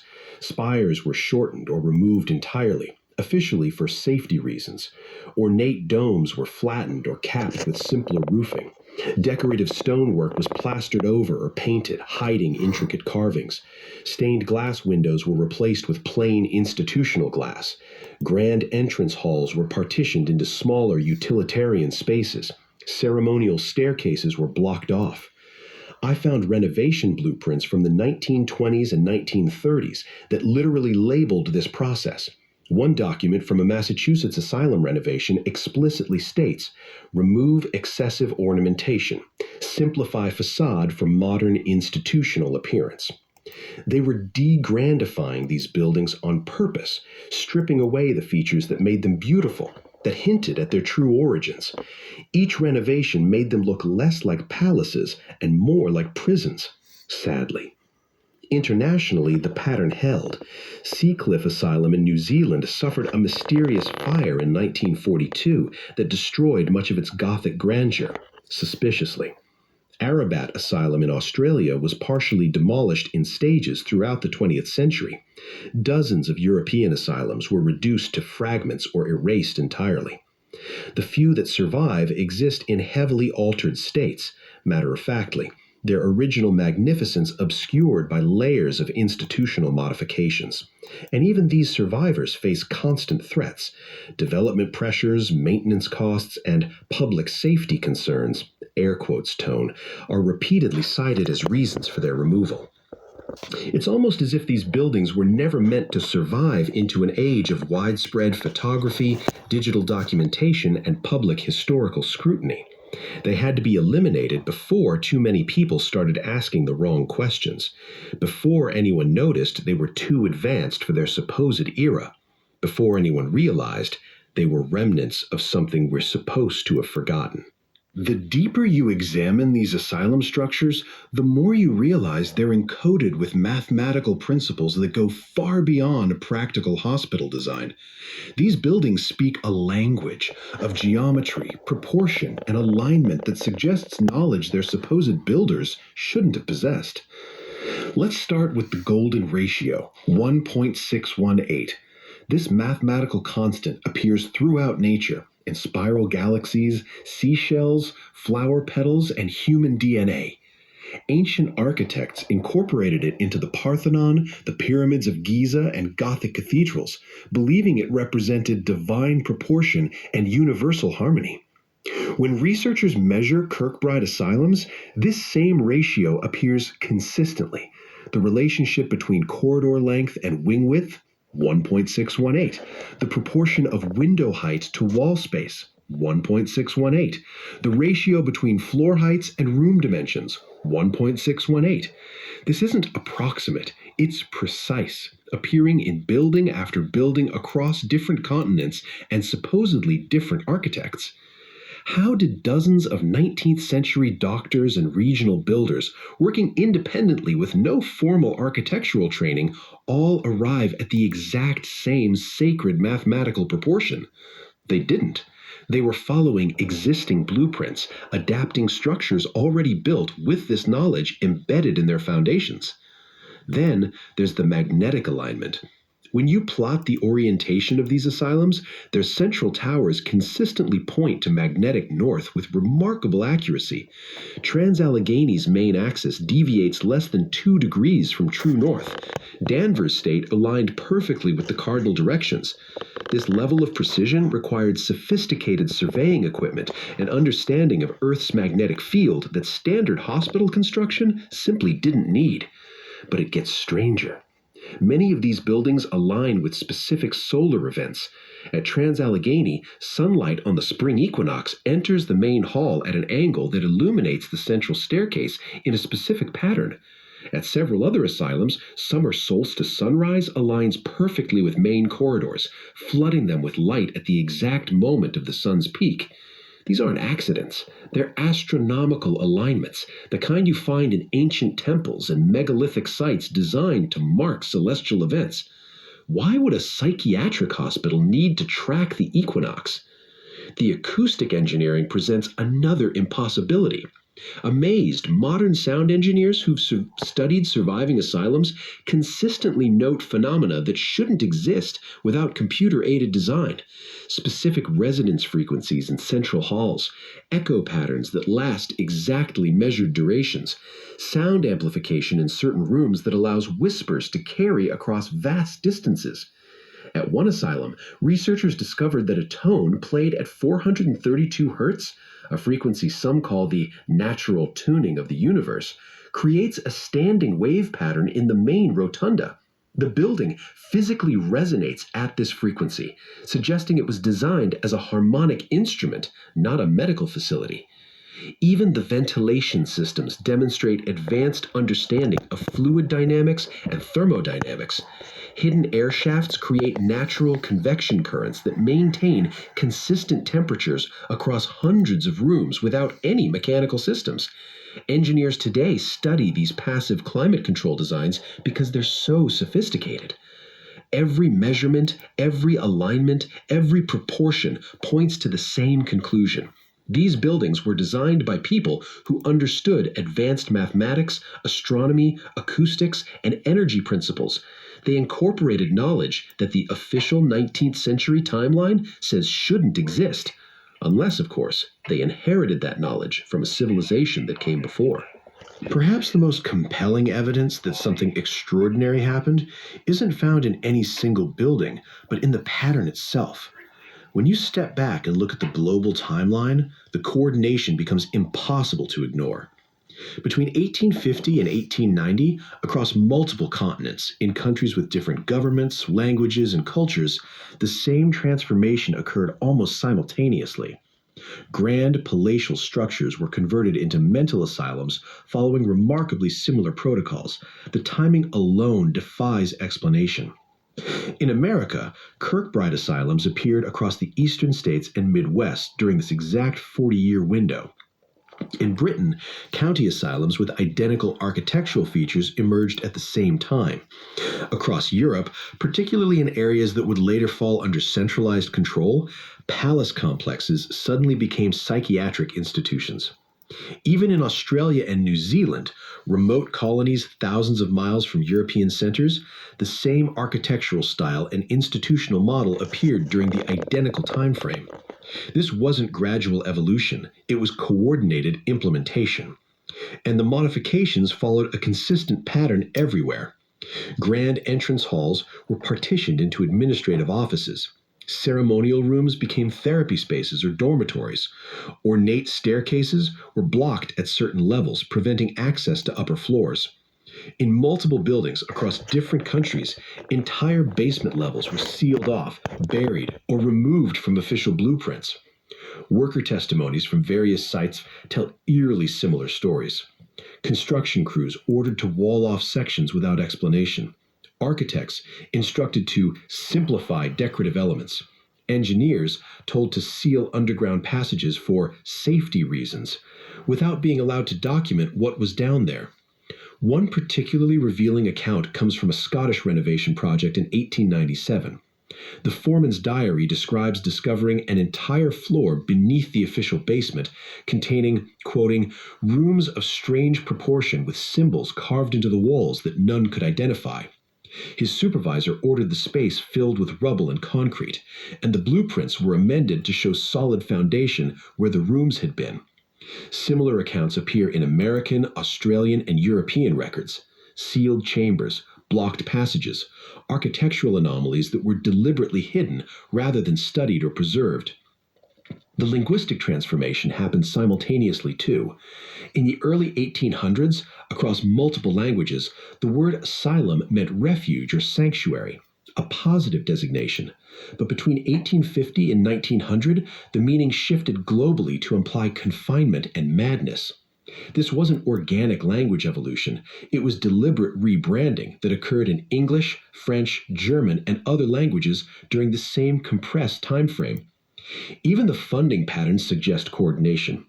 Despite supposedly being independent regional projects, these massive construction or renovation efforts occurred simultaneously across financially struggling nations. America was recovering from civil war. European countries faced economic instability.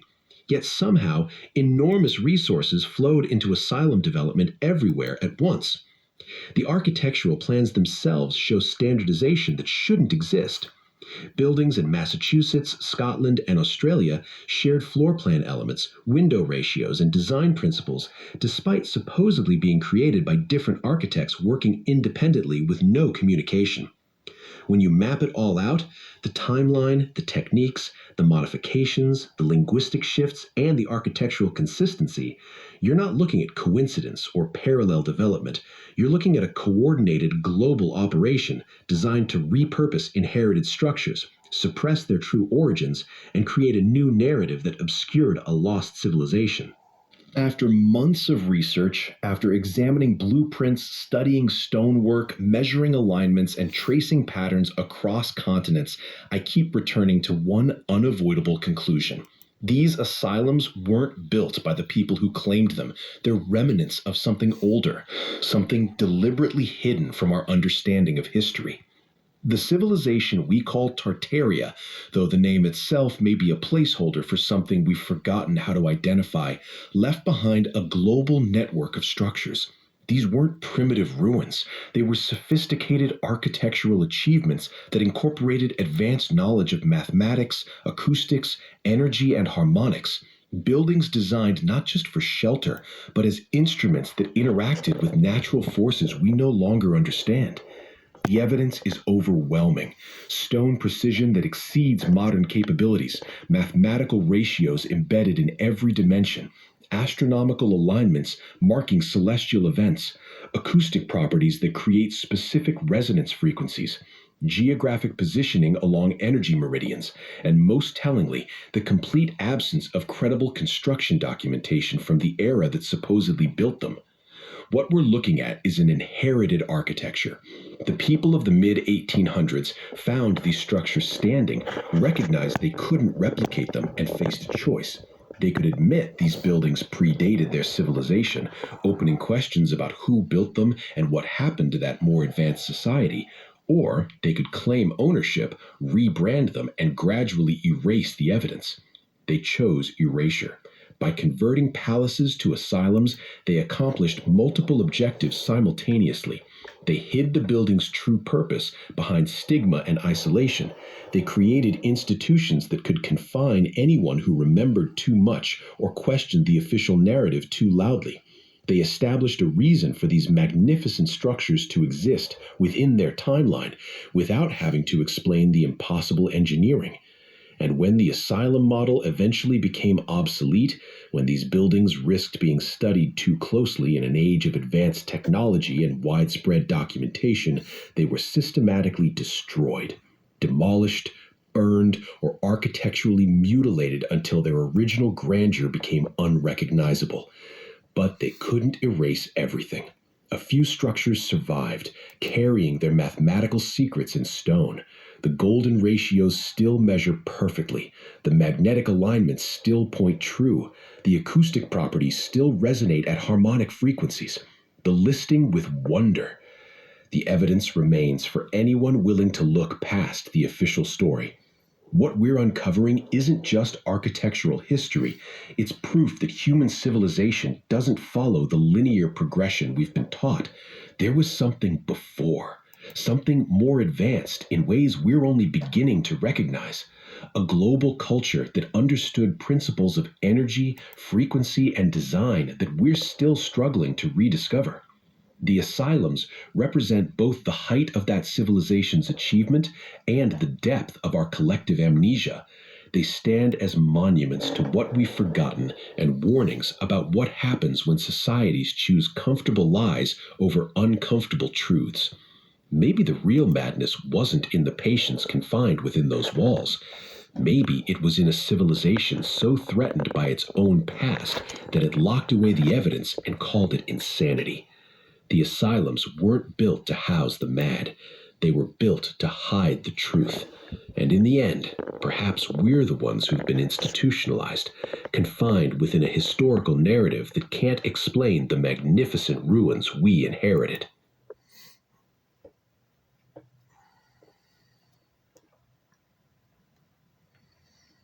So I remember this particular night that I did this moon video. The camera kept steaming up. I'm gonna see if it gets. Yeah, it gets shittier towards the end. So that's about all I'm gonna get out of that video anyway.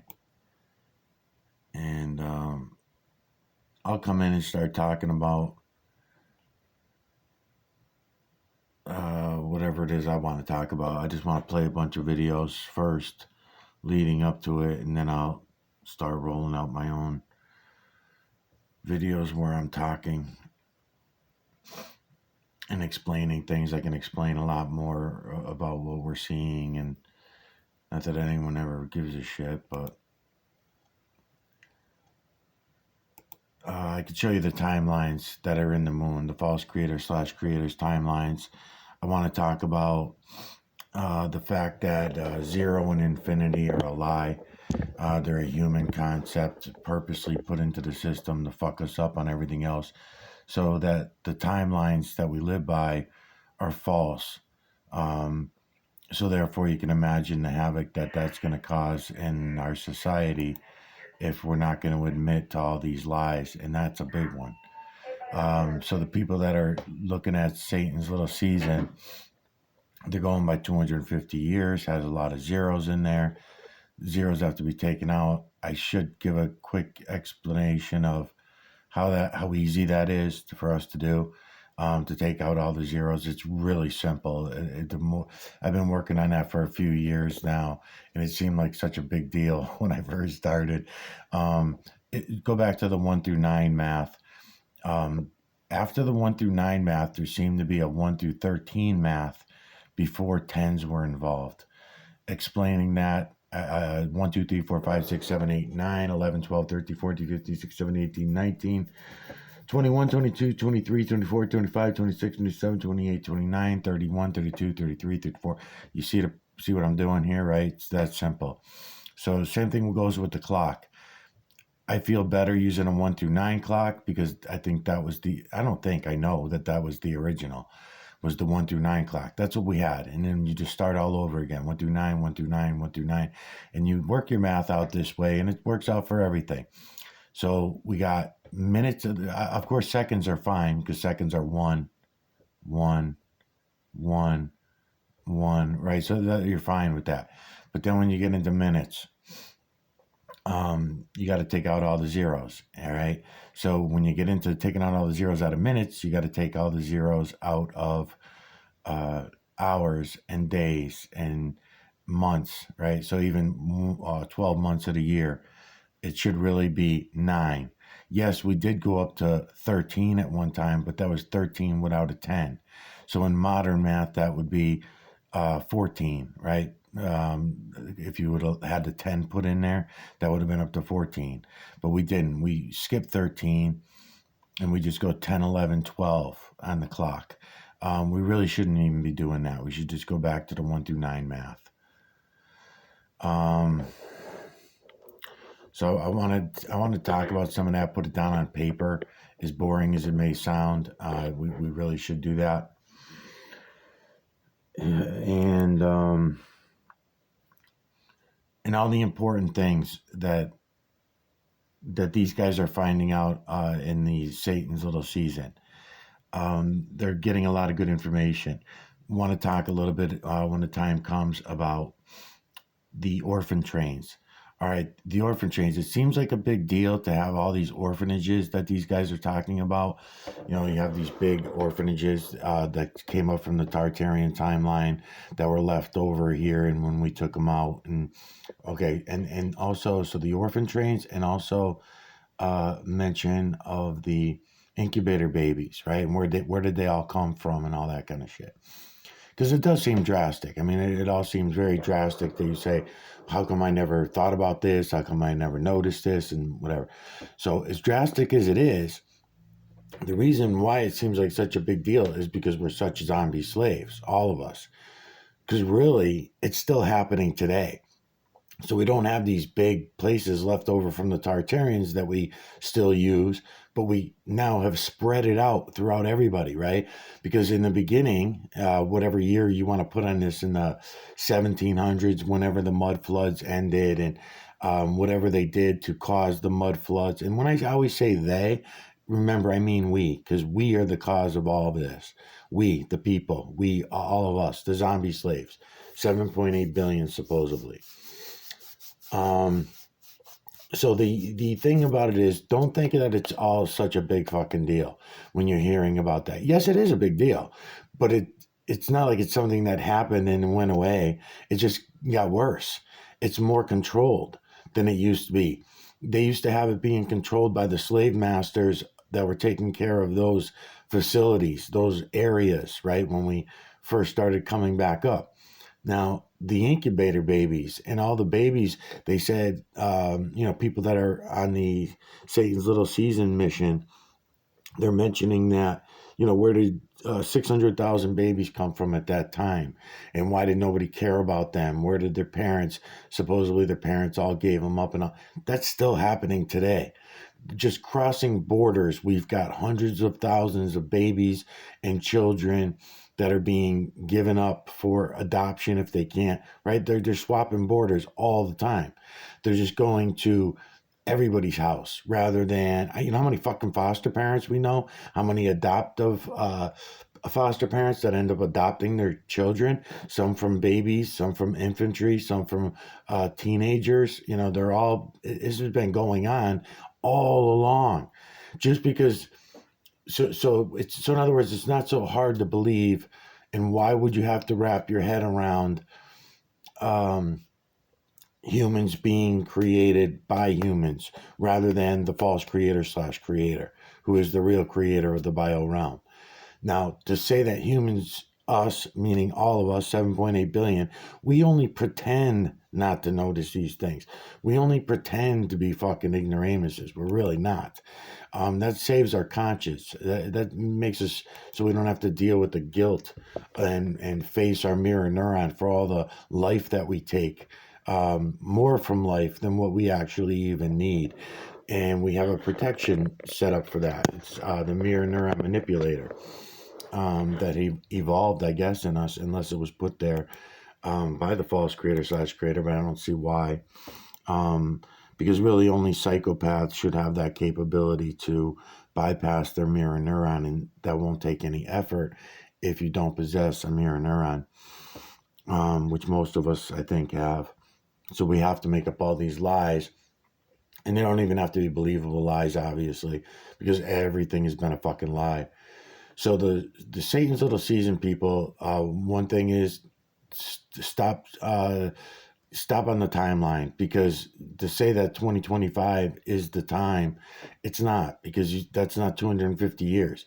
You have to go back and do the math properly, and then you have to know whose math are they going by. Are they going by Satan's math, or are they going by the false creator/creator's math? Because that's the math I'm going to show you in the moon. The false creator/creator's clock is right here. We can all watch how it works, and I can show you the timelines coming out of the moon, okay? I mean, this video is going to die on me, so I really shouldn't get into it too much. But all right, we'll start with the largest area, what we call the Sea of Tranquility. The Sea of Tranquility has a lot of timelines. There's a burst coming out of the Sea of Tranquility that goes through the moons. And all these places that you guys are watching me go like this, and I'm cropping images for you, I'm cropping on timelines. These timelines, some of them are jig-jaggedy, so I come back from the jig-jaggedness so that you can get the image better. See how I'm doing that so you can see the image better? I'm pulling light and shadow around in the camera as I'm working with the camera and moving my camera back and forth, angles and distances of perspective in order to see things better so you can see things more clearly, what we all should have been seeing all along. Anyways, I'll show you these timelines, all the places that they are, how big they are, what I've worked out myself so far of what these timelines represent. I will mention that, some of the things you'll hear the people that are on here talking about Satan's Little Season also, I guess I'll just call them the Little Seasoners. So the Little Seasoners, they talk about a lot of different things, timelines being one of them. That's pretty funny because I notice it all the time. I've been aware of it for many, many years, probably 20, 30 years. But time speeding up and slowing down in our reality. But yet when you look at the clock on the wall that the government makes us go by, and when I say government, that means us. We pay our governments to lie to us so that we don't have to face reality. So I never put down the government. I only put down us, we as a people, all of us. 7.8 billion. Pick the religion, pick the background, pick the politics. It doesn't fucking matter. We're all zombie slaves. Really bad zombie slaves. Highly intelligent zombie slaves, because that's what we consider intelligence is not what intelligence really is. What I'm showing you that you can all go see for yourself, that's true intelligence. You'll be looking for yourselves. You'll be seeing it for yourselves. And that intelligence is going to be gathered from the ether. Granted, I have to use terminology and words that you'll know what I'm talking about. But there are other words and better terminology to use than the ether. But that's where you'll be grabbing it. Because we all share that energy. We don't need cell phones, telephones. We don't need any paper to write things down on. We don't need these cameras to communicate with each other. We don't need none of this to communicate with each other. We have the ether. The false creator/creator uses the true creator's work, the true creator's energy to build the entire bio realm. So therefore, we are part of all of it. We are in it and part of all of it, which I'm sure that's a no-brainer for everybody. But the fact that we can see the reality and see the truth, that we don't need to be using zero and infinity in our math anymore. All right, the phone's gonna die. I gotta stop. The phone's gonna die. All right, I'll be back. I'll start getting into shit myself. I'll start talking about things myself as I go on. There's a few people that are watching the video, so anybody wants to make a series together or something like that, I'd love to do that with somebody. I hate doing all this on my own all the time. All right, I'll be back.